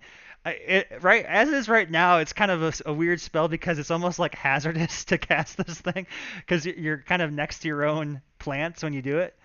But man, you can really mess people up though. It's just kind of weird. So I'm inclined to go ahead and put it in the game for now. You guys can try it out at like this, but we're gonna test the alternative targeting form too. Um, anyway, so one question I had about spore pods. I know the explosion animation is also should be a green gas, not like a fire explosion. I would cast it and teleport away. Yeah, that's exactly right. Or you cast it and then you walk away. Get the heck out of there. In fact, actually, that's kind of a cool thing. The Rugged Mage is not bad for this because he's got the move and shoot, so he can be like, haha! Set off the dynamite chain. Yeah, that just feels fun to do that, doesn't it? That wouldn't it be great if they also caused knockback too, and they just, oh man, there'd just be so much chaos. Okay. Maybe they should cause knockback. Man, I'm just getting excited now because I'm seeing the possibilities here. um, okay, so spore pods. They currently deal 1 damage and poison 1. Does anybody have any thoughts about amping that up to like poison 2 or um, or something else? Poison 2 or damage 2 or giving it knockback? Or are you guys happy with spore pods at 1 damage and 1 poison? These spore pods incidentally also appear as natural hazards in several maps, so you got to watch out for spore pods. But I've always kind of wondered about that. 1 damage seems kind of weak, and 1 poison's also not super scary. But what do you guys think?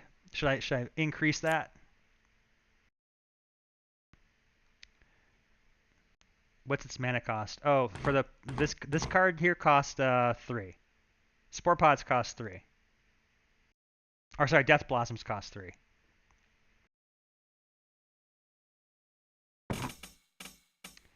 Yeah, and spore pods can also be placed on terrain. So we've got like they typically appear in the jungle. I remove the damage and make it poison too. Okay, interesting. Yeah, that's an interesting way to do it too. Make it just poison too. Yeah, we could do it that way.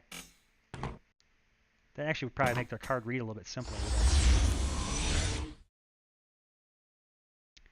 Okay. Yeah, remove. Okay, let's try that. Let's do it that way. Let's do bum ba dum ba dum. All right, let's go Death Blossoms.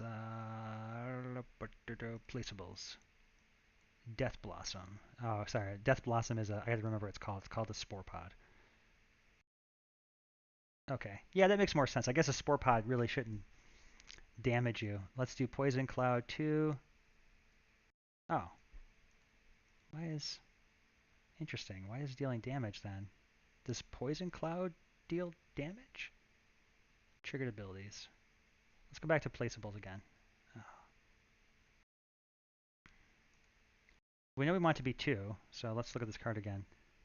All right, let's make that 2.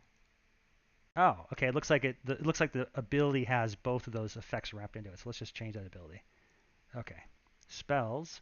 You know, I gotta write these things down in my notes too. So we increased life of Scorpion from 4 to 6, and then we changed Spore Pod.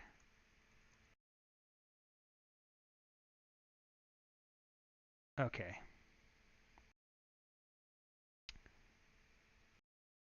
Change Spore Pod to um,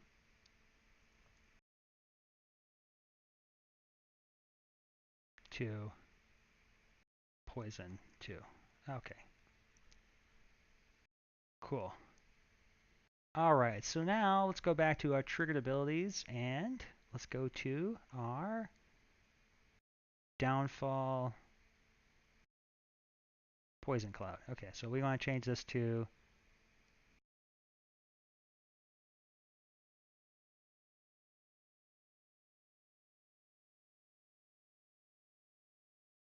give surrounding units poison too.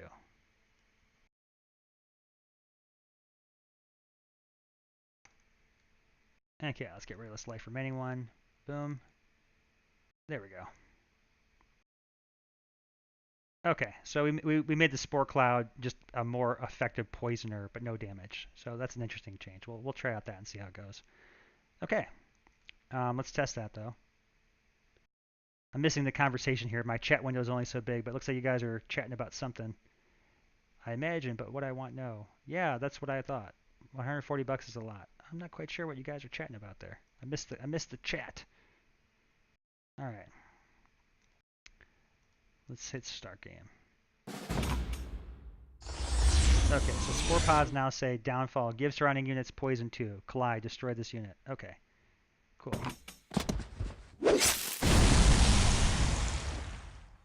Oh, that's why I gave it damage 1, because now you can't, it doesn't, okay. I knew there had to be a reason why it had that effect in there to deal damage, and that was because I wanted it so they cascaded and did the multiple explosions. Maybe this is more interesting, though? I don't know. Hey, clever name already taken. Good morning. Good morning to you. Welcome to our stream. Maltros says, I like it this way. Okay, so that's kind of interesting.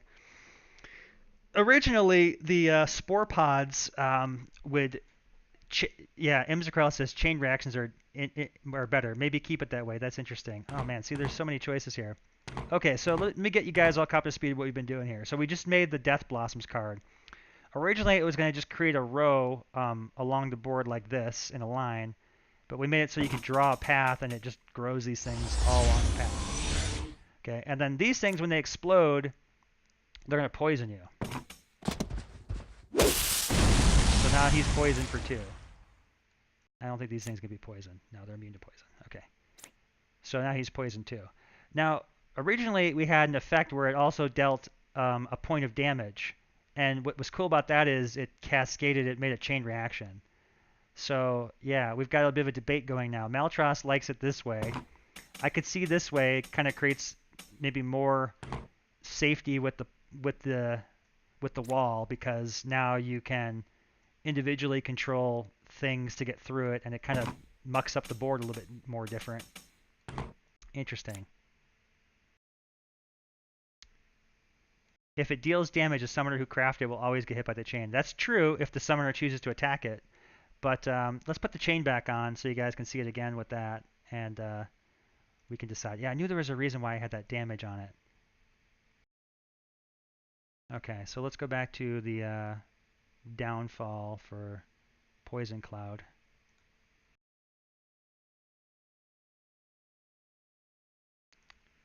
Okay, so I could still have it cascade. Watch this. Here's how we can have it cascade. If we wanted to have it cascade, all I gotta do is do surrounding primary target. Let's do this. If, okay, watch this. Set attribute. Here's another way to have it cascade without dealing damage. We just tell it to destroy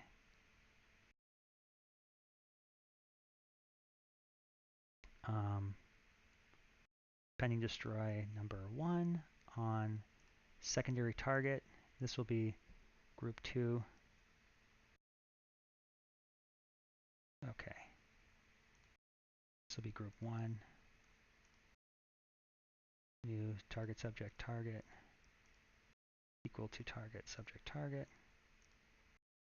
This will be group 1, and group 2 is going to be target subject target property def ID is equal to placeable spore pod. Okay, so here's a way I can make it cascade without it having to necessarily deal damage. if you still want to have it do the cascade. I think that will work. Let's try that.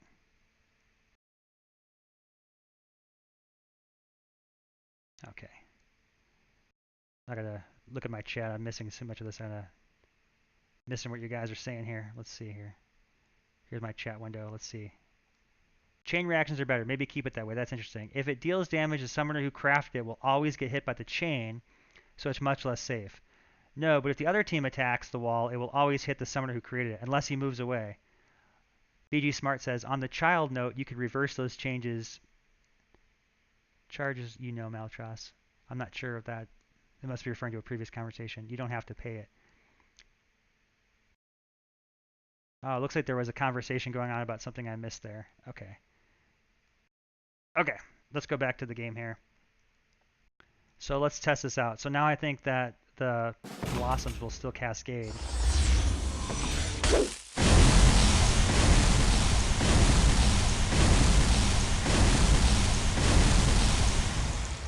Huh, they did cascade, although it looked a little bit weird when it did it. Oh, okay. Clever Name says Maltras's kid charged a credit card for several dollars. Oh no, that's not good.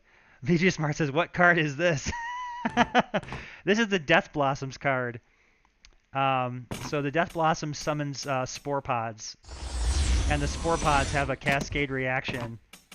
They do, which is to explode and cause poison. I know the animation's not correct. I'm not sure why the cascade of the explosion worked that way there. That was a little bit strange to me. It should have been like a boom, boom, boom.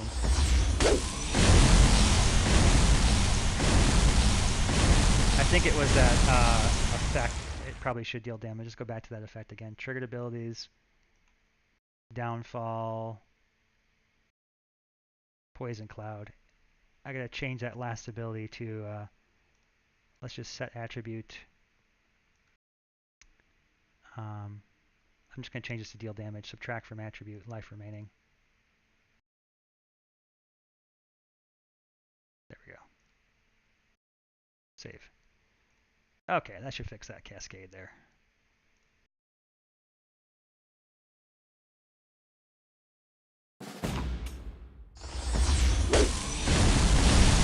That's what it should look like. There we go. Okay, so that's the cascade option. So there's two ways we can do this card. So I think that with this change that the characters don't take damage. So she got poisoned too, but she was surrounding 1, 2, 3 of those things. So she's now poison 6. Yeah, that's a bit powerful. Oh man. I didn't think about the fact that you could line them up like that, specifically targeting a character. So with the 2, you're multiplying the effect. Yeah, that's a lot of poison. If you're really good with it, you could potentially get, I think the most you could get is 3. Nope, there you go. Look at that. If I put it here, now he's surrounding 1, 2, 3, 4 of those things. So he would get poison 8. Okay, so I think we should probably keep the Death Blossom back to how it was. I'm going to go ahead and change it. Let's go to triggered abilities. Well, if it's going to cascade anyway, I suppose. Let's go back to this guy. We need to discuss this. This is a crux decision here. We need to determine the best course of action. Okay, so let's review the options again. We've got one possibility is that the spore pods poison, but they don't cascade. So if we do that, then when you chop at them, the other ones just stay there. I feel like the cascade is awesome looking, but too powerful on several levels. Yeah, that's the thing. It's the awesome versus what's the best like for gameplay. Maltras says I'm not a fan of the cascading effect. Yeah, this is where it's so tricky because this cascade can be fun. We should get a knockback unit in here too because Maltras agreed. Clever name already taken. Yeah, it looks cool, but it doesn't necessarily the best thing for the game. And Clever name says poison but not cascade is a good way to do it. VG Smart says first cascade is out in my mind. You can also lightning bolt it to fake cascade. Oh man, yeah. That would be pretty powerful because then but it requires more investment and the combo. Very true. Yeah. Very true. Okay, let's turn the cascade off. That's really easy to do. All we got to do is go in here, go to our spore pod. That was downfall. Poison cloud. Okay, and then let's just go ahead and remove this condition for group 2.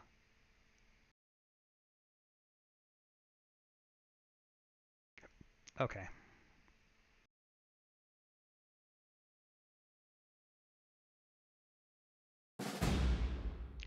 Okay, so now this is without the cascade. So now it's purely an obstacle, and oh, it's still cascading. Why is it doing that? Hold on, let's go back. It shouldn't be cascading anymore. Did I not save it? Fireball, lightning, javelin. It's already very powerful just being able to throw up a wall that people don't want to melee. Yeah, that was my intent. Yeah, good call.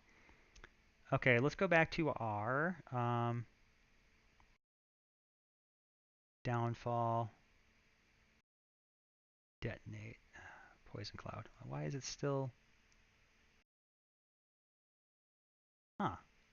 Oh, because there was no condition for group 2. All right, let's just remove this entirely, and let's just make this, get rid of this too. Boop, and get rid of this. Did I save that? Save, and get rid of group here. Okay. All right, so we're going to make it so that we're going to go with the non-cascade option. Cascade is fun, I know, but maybe we'll have other things that do the cascade. Like we do have a powder keg, an explosive barrel. Maybe we'll have a dwarf that can place explosive powder kegs, and then you can cascade those. Wouldn't that be fun? Or like a tavern keeper or a demolitioner that can place exploding powder kegs, and then they explode and cascade. The cascade's fun, but I agree, maybe not for poison cloud. Okay, so there we go. Let's go back to Keg of Ale. Yeah, see, we do have that. Where's that powder? There's a powder keg, see? That might make more sense, right? A bunch of powder kegs going off. All right. So I need to get a barbarian in here because I need somebody that's got knockback.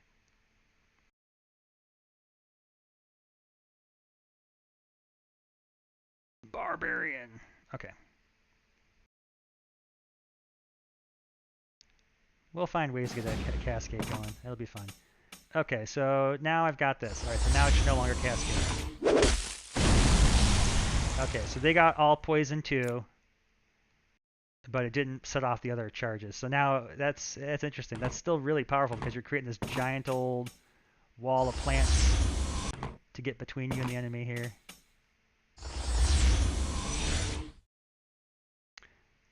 Yeah. Okay. Cool. All right. So now let's test out something here. Before I do that, let's get him over here.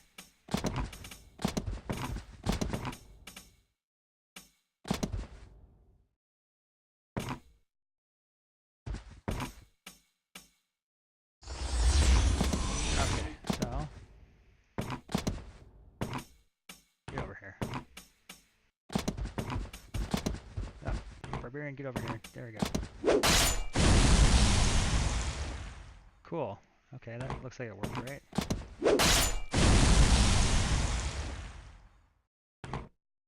Now, the thing I was curious about was if I had got a situation where I could, let me try it this way. Barbarian bow.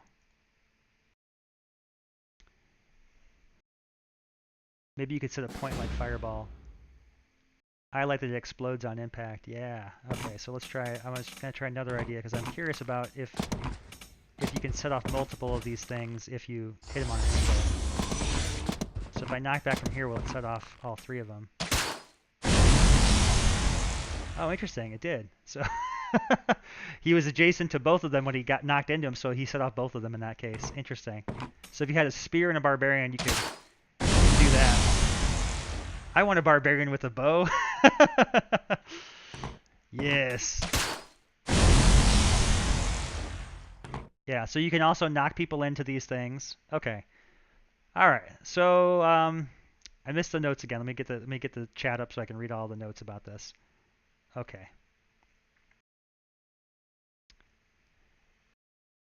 You could walk up and wall that side of the battlefield completely off. Maybe you could set a point like fireball. I like that it explodes on impact. Wait, I want a barbarian with a bow. Yeah, we were testing the barbarian with the bow is just sort of like a test character. He's not really there. Forget he exists. Okay. Yeah. All right, so is everybody happy with the way that we've changed the Death Blossom? So they no longer cascade, they poison too. But I mean, this is a pretty potent situation here because if you can cast it in such a way that it surrounds 4 of them, and then you have another spell that could set that off, you could be in some real trouble. I suppose the best combination in this case would be a lightning bolt. D20 Studios has been holding out. Okay, let's see, spells, decks. Let's go back to that. Test the bugs. Let's put in spell. What's the one you guys had suggested? Lightning bolt, yeah.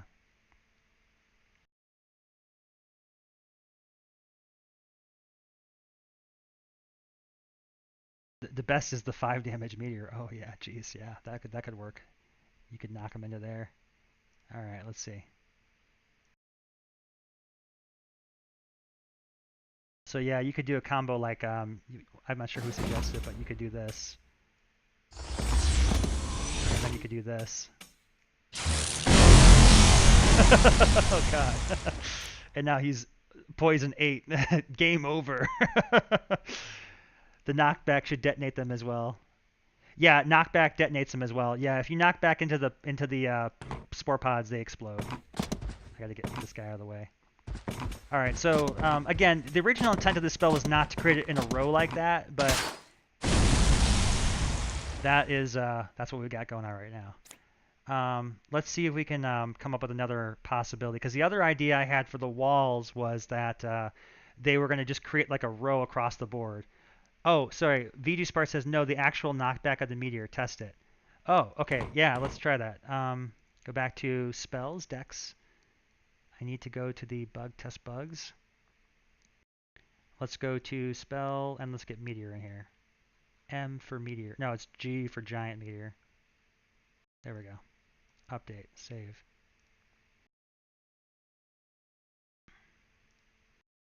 It's gonna create some fun here, isn't it?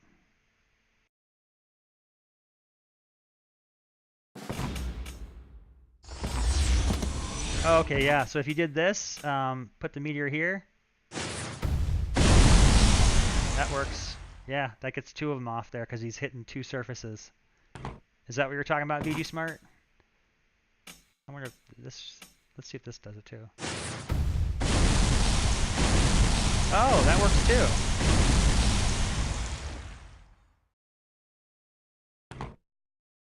Move him back into the corner.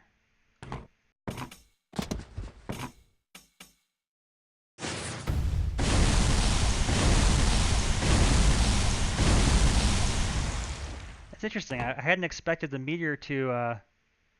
I'm not sure why the meteor would destroy these things. Oh, that was weird. Huh.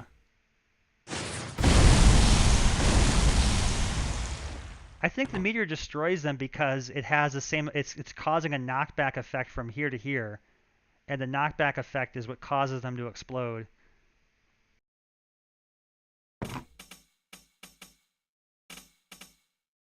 Yeah, what you could do is this. There you go. Put the meteor there, and he gets hit by all of them. That was pretty good. Well, I think he got hit by 3 of them. Now he got hit by this one, and this one.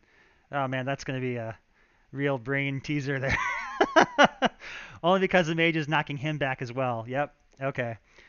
All right. So let's see. We got a half hour left here. All right. Let's look at. We completed 4 cards: Death Blossom, Dragon Hatcher, Preserver, and Shadow so far. I bet I could probably get this Prison of Brambles to work really fast. Let me take a look at that one, just so we can get one more card in there. And then we're going to take a look at that targeting maybe. Anyway, with a different mage, it's 5 damage plus 8 poison. Game over in 2 turns. Yeah. Yeah, that's why I think we need to look at that. Oh, what does Shadow do? Oh, Maltros. What Shadow? You're going to have to be surprised. You're going to have to be surprised. VG Smart says, back to work. Okay. I'm going to try and see if I can get this Prison of Brambles in there really quick, too. Oh, just incidentally, did I make sure I did the, what was the one we just did? Death Blossoms. Okay, that is functional. I'm just making sure I made the cards functional. Okay, and then let's do Prison of Brambles. This one should be pretty easy to do. It looks like I've already maybe programmed it. We're going to say place brambles on all spaces surrounding target. Visible target. Okay.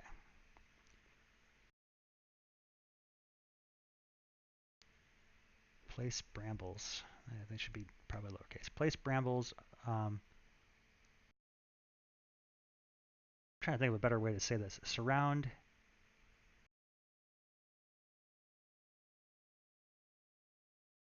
target unit within brambles. Surround target unit in brambles? Just feel like there's an easier way to say this.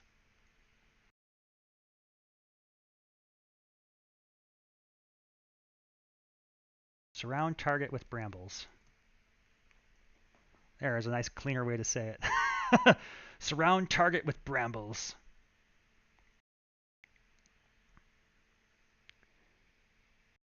Okay, so this one also is going to place terrain. This card is going to make a nature player of me. Yeah, plants! Plant power! Okay. And let's put this little anim cast in there. This card may already work. Let's get rid of this non-functional. Let's get this to be functional. Save. Let's go back to our decks. We need more plants. More plants, says Imsakarella. Okay. Test bugs. Let's get rid of lightning bolt. Let's put in brambles. Unexpected garden. Oh yeah, that's what this spell is. Okay, here we go. Guys ready for the Prison of Brambles? This is going to be another great one. I mean, between this and the Wall of Spore Pods, this is going to really... Okay, let's see. Oh, interesting. It should have a requirement of a unit. Looks like right now I can... Let's go to a bigger level.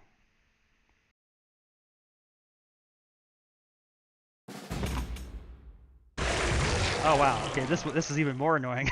You can just place the brambles all over the place without having to have a requirement of a unit. This is literally just create a blob of brambles. Does that make the nature mage a savage gardener? Oh man, clever with his puns. I just love this guy. Oh dear. Oh, that's so good. That's awesome. Okay, let's see. So brambles are great. They cause 3 damage when you get pushed into them or when you attack them. So, I mean, there's all kinds of cool things you could do with this spell here. Ouch! I think this works if they go this way too. Ah, yeah, it works on the corners too. Nice. Keeps people from charging. Okay. Now, as written, the brambles card is supposed to be though. It's supposed to require a unit target. So let's fix that. So what's kind of cool about it, I like the idea that it could be both an offensive and a defensive. It doesn't say enemy, it says target. So what we should say here is target unit. There we go. Now it's correct. Surround target unit. Let's change that to surround target unit as well. Prison of Brambles. Surround target unit with brambles. Okay.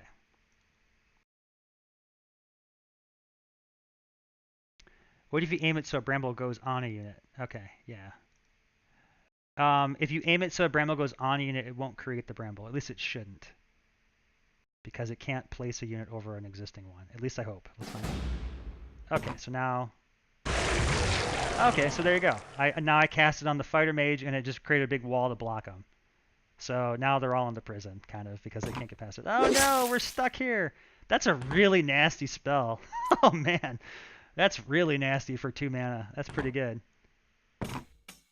Okay, so the other use case for it, so I can no longer cast it. It looks like I can cast it on these. That's interesting. I can place brambles around trees.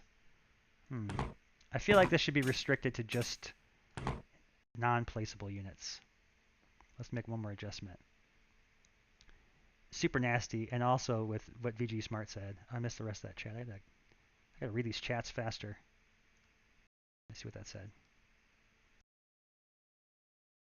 VG Smart says, I'm already worried about simply placing on your summoner as a target unit, ideally one with a range attack. Super nasty. Also what VG Smart says. Yeah. VG Smart, I don't think VG Smart likes the idea of it being placeable as defensive. Um, yeah, you can shoot through brambles. Indeed, you can. Yeah, it makes it a very potent defensive spell. Maybe it should cost more for that ability. Let's make it cost 3. Does anyone feel better with that? And I'm gonna make it so that you can't cast it on trees because that feels weird. Target, traits, attribute, type. Yeah, Clever says I think so. Given there's already a berry spell that lasts 1 turn and only uses 1 space, this is much too much. Type unit is greater than or equal to 1. Okay, I'm still a little confused on the feedback I'm getting here. Are we saying if I increase the cost of this spell to 3, is everyone happy with the balance of it? Because now it's a full turn worth of mana. Or we can make it so it only works on enemies. That's another choice. Clever says it's much better with the costing 3. Okay. All right, so now I can no longer cast it on placeables, so I can't cast it on trees. I can place it on units, and it does that. You could even make the brambles wither. You could make the brambles wither. I mean, it's a great defensive spell because now it blocks all surfaces around me. Kind of similar to the skeleton army. Although, I mean, there's lots of ways to take this out, to be honest. You could fireball and blow that whole thing away in one shot. These brambles only have 1 hit point. So they're not hard to kill, but it's just the repercussions of getting knocked into them is rough. Maybe they only last a couple of turns. Yeah, we could have them decay. I think for 3 mana, it's probably okay. Meltras, you want to weigh in as well? You happy with this spell for 3 mana? So it's kind of like on par with the Death Blossoms then. They're both of them are costing 3. I guess wall spells are good for costing 3. Well, again, the great thing about this being DLC is if you guys take it out as too powerful, we can rip it out real quick. I mean, these changes are easy to make, and I can do a DLC update in like 5 minutes. So if it's game breaking, we can fix it. I think it's fine. Skeletons are hard to kill compared to these. Yep. And then VG Smart says, leave it. We may as well see how broken it feels in game. I concur. Okay. So there we go. We've now got close source tree down. We've now got let's see, 1, 2, 3, 4, 5 cards we were able to complete today. With it being 11/11 now, lucky number. Everyone make a wish. Wish this game is awesome and successful and everyone buys it and it's going to be great. We have a following. Can keep doing this. Imzerkrella says, more plants. How about more plants for us? Oh, we did get a lot of plants in today. It's 2 plant cards. That's exciting. Okay, I'm trying to think what we want to do next. I think what we want to do now is probably stop here. For next time, when we do the client changes, because I think I mentioned to you guys that moving forward, I'm going to have a big data change coming up that's going to require a new client. And it's also going to make building cards and content way easier. I'll kind of preview real quick what that looks like. So remember, we've been building these cards, and it's got this really complicated process where I have to like go to these different tables to connect stuff, and it's kind of difficult to make things like that. But now I can do things like directly within, instead of having to create triggered abilities and map them to things like this. Here's an example.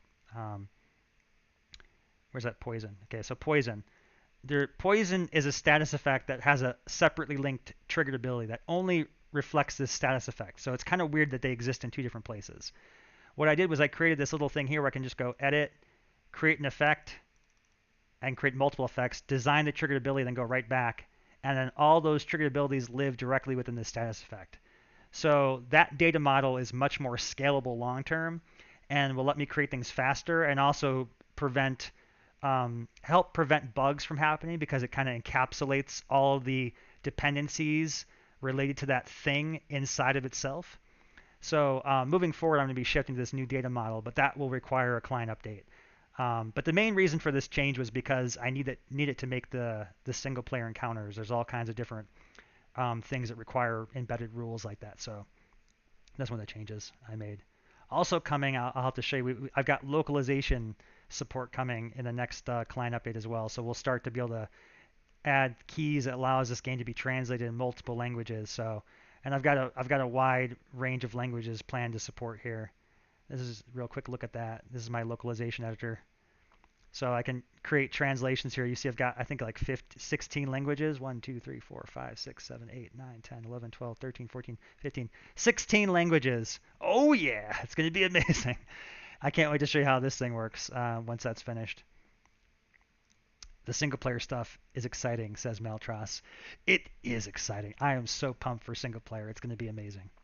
Okay, so we've got just a few minutes left here, and I want to go ahead and get this DLC update underway so that we get all these new changes into the game. All right, so here's what we're going to do. First, we're going to go ahead and make a version change sheet. So I've got my release notes page here. We're going to add some release notes. And what I'm going to do is just go to modify here. Okay. And then we're going to go ahead and change this. We're going to copy over the last release, I guess. Okay. And Maltras says, I'll be right in the queue afterward to play these new cards. Excellent. Okay, so this was version 3.4. Today is March 20th. Okay, so what cards did we complete today? We completed, the first one was Dragon Hatcher. With that, we also technically have the Dragon Whelp as a separate card you can choose to take. We have the Shadow. We have the Preserver. We have the Spore Pods, or Death Blossoms card. We have the, what's the other card we have in the game we added? The Prison of Brambles, right? Did I leave anybody out? 1, 2, 3, 4, 5. Yep, okay, that looks right. Okay, and then game changes. Let's see here. Let me clean this up a bit. Okay, so the game changes are we did our balance changes. So we increase cost of swarm from 3 to 4. We decrease cost of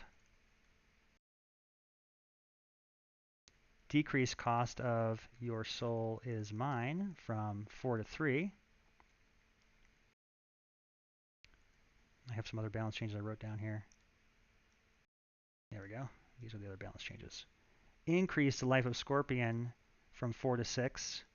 And we change Spore Pod from damage 1, poison 1 to poison 2. So this means Spore Pods will no longer cascade, explode each other. Balance changes. Buffed Maltras, says Clever.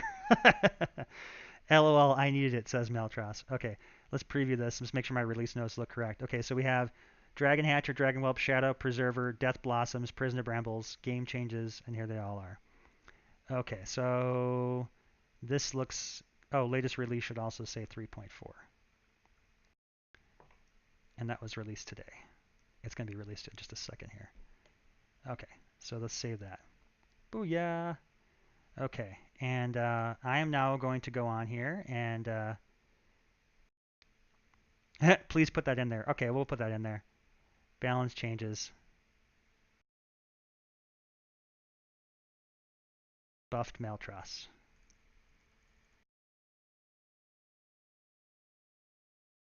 He needed it. Okay.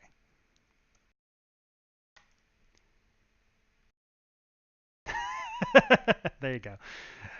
Okay. All right. So what I need to do now is go and grab our latest definitions file.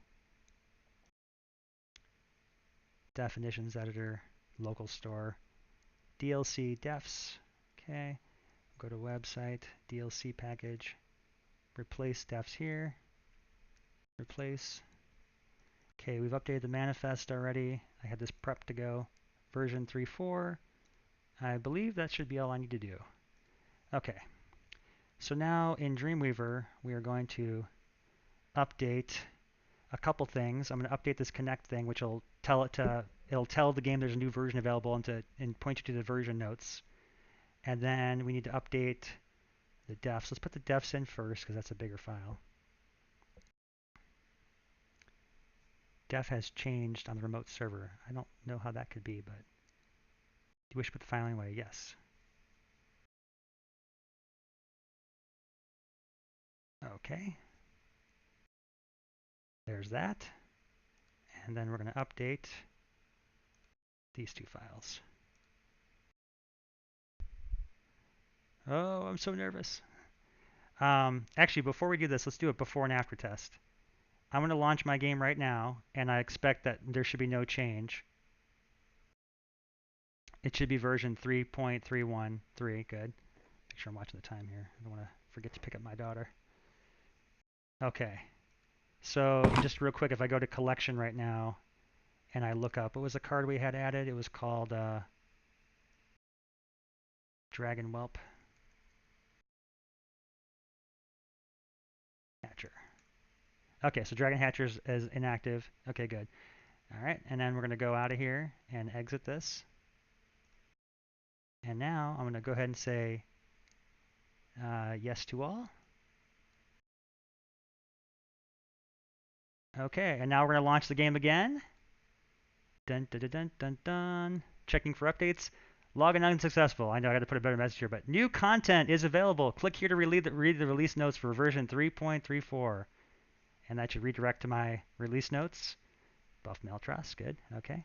And now if I hit OK and log back in, you see now my client is now version 3.1.4. Isn't this awesome? We've just added new cards to the game here. I mean, that is awesome. And look at how fast that was. It instantly updated the game. And now if I go to cards and go to collection here, there's Dragon Hatcher. That's available. And what was the other cards we added today? Preserver.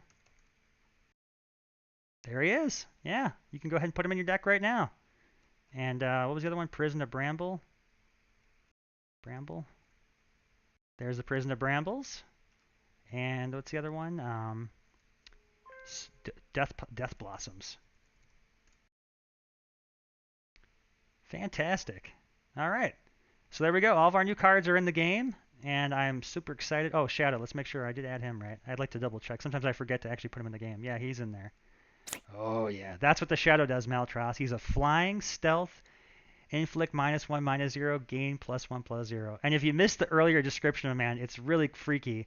He's actually based on a real phenomenon with sleep paralysis where people have reported seeing these beings hovering over their bed and sucking out their life force, and it's creepy. You should look it up. It's you'll have nightmares. It's terrifying. But yeah, that's the Shadow character. So yeah, have fun with that one.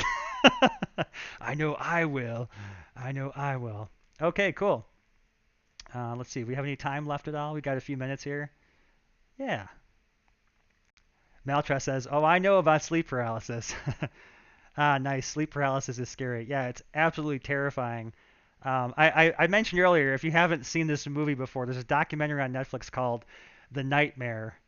But I warn you because it's been said that if you've never experienced sleep paralysis before, that sometimes after people watch the movie and they hear about what the effects are, that it creates a psychological like hidden message that then triggers it to occur, and then you have this happen to you. So yeah, be careful with that. That's my warning. But it is a very freaky concept, and I'm a big fan of the paranormal type of stuff. And I think that there is certainly a likelihood that some kind of being in the universe exists on a different dimension than ours, that exists in the psychic realm or whatever, and can manifest itself and feed off of your life force and your sleep or whatnot. I mean that kind of a thing certainly seems within the realm of possibility to exist in the world. So yes, there we go. Oh man, I feel good about this. This was a good day, good stream here. Yeah, so Preserver, Dragon Hatcher, Shadow, Prison of Brambles, Death Blossom. We did not get to Mummy's Curse, Unusual Size, or Wall of Fire, but I think next time we can do those cards. Cool. Ross, he's a crazy man, says VG Smart. I've got a few minutes left here, guys. If you guys have any questions about the game, about single player, about our upcoming pack strip, I'd be happy to give you guys a quick Q&A here before I've got to head out. The Pancreas has joined. Welcome. Wow, what discussion did I walk in on? Sounds awesome. Oh, Pancreas, what didn't you miss, man? We were talking about sleep paralysis and the shadow demon that is inspired by the sleep paralysis lore, and he is now in the game and ready to enter your nightmares. VG Smart says, "Does your wife know you're a crazy cryptozoologist, man?" Yes, she does. We like to watch the various YouTubes together. I think we're fans of like the Scary Mysteries channel, the Top 5S, Top Fives. If you guys have ever seen those, there's some good cryptid stuff on those. I've been into this stuff since I was a kid, so I make her watch all my weird alien stuff. Yes. Pancreas says, VG Smart says, does she take pity on you like some kind of broken puppy? She's sweet about it. She's sweet about it. And Pancreas says, I know, sorry, had some meetings, sad to have missed. Oh, no worries. I do have all the, I will put the recording of the video up on YouTube, so if you want to go back and check out anything, it's all there. We had an interesting discussion there. It was great having everyone's help because there was lots of weird directions we could have gone, especially with these plant cards. I never realized how interesting plants were going to be in the game and how much of a demand there was going to be for plants, but I think Imser Corolla has already bombarded me 6 times with more plants. So we'll have them. Oh, speaking of plants, I've got this guy I can show you. I think I've shown him before in the Discord, but this is probably our weirdest plant thing. This is the Carniflower. And I said it had a really weird, freaky animation. This is what it looks like. Yeah, that's the Carniflower. And he can walk. He's got like he can like walk around the battlefield and stuff, and then he's got this crazy attack. Yeah, where he bites you. I don't know what he does yet. I just know he's going to be awesome because he's a plant and he's cool. Yeah, and then of course we have our Botanical Sage, which will play. Clever Name says the animation is awesome. Thank you. He's a combination of a bug and a Hydra head. Yeah. Feed me, Seymour. Exactly. Yes. I love that. Little Shop of Horrors action there. He's so cool. Look at that guy. And of course, we got Botanical Sage coming up, and she's been intended all along to be sort of our plant summoner. She'll have all kinds of stuff that goes around plants. I think her power right now is that she's going to draw a random plant card. I don't have a way to draw random cards yet, so I'm going to have to come up with some kind of method for that. But one of our single-player systems, of course, is going to have the ability to inject cards into the game, so she'll probably kind of spin off of that with her ability, where she can draw plants. VG Smart, you have to give it the ability to grow from blood. Oh, that's a good idea. I actually, we had a growth mechanic we had tried around before. We originally tried on the bear. We had one of his first powers be like every time he attacks, he gets bigger. But it didn't feel good for the bear. But for the plant, I could see that. Yeah, it bites things and then gets bigger. That would be an awesome thing for the plant. It'd be really cool too if it started off really small and cute, like it's just a little flower, and then it gets bigger and bigger. Maybe it can't walk initially, but it it uproots itself when it gets full enough. The Pancreas says maybe starts with no damage, but if someone is killed next to it, it gains power. And then Clever Name says characters with Swiper full of thorns with that. LOL. Yes. Yeah. So there's gonna be all kinds of fun plant things coming up. I'm looking forward to the plant takeover within our game. The Pancreas says maybe it's an actual plant and can't be targeted. Interesting. We've also got this spell here too that I'm certain is going to do something with plants. So you guys are familiar with our animate tree that turns trees into treants. That's this card here. But then I've also got this one down here called Animate Plants. This one says transform all inanimate plants into carniflowers. I don't think it'll do that. That might be a bit OP. But certainly some kind of plant will turn into a carniflower. It would be kind of fun. Okay, I think that's about all the time we have here. I should get things wrapped up. Clever Name says, I'm suddenly imagining a Goblin Ranger who just hides in a bush. Very good. And walks around carrying the bush. Oh yeah, like I could see that, like one of those like ghillie suit type of sniper deals. Yeah, I could see that. That sounds appropriate. I'm a tree, says Clever Name. Okay. Well, again, thank you guys so much for joining me here to develop Summoner's Fate with us today. I am so appreciative to have you as part of our community. So grateful for your suggestions, ideas, and all of your support and encouragement in making the game and supporting our game. I will be here again next week, same time, 9 a.m. to 11:30 Mountain Time, and I look forward to doing this again with you. And of course, I'll also be in our Discord, as available as I can be. So if you have any other suggestions or ideas, feel free to drop me a line there as well. We also have our forums. Whether you have the game or not, you can use the Summoner's Fate forums, and you can register here to drop messages or notes or ideas. So feel free to use this as well. All right. Thanks again, guys. Ross Shabilsky, Dewey20 Studios. This was Summoner's Fate, summonersfate.com, and I will catch you guys later.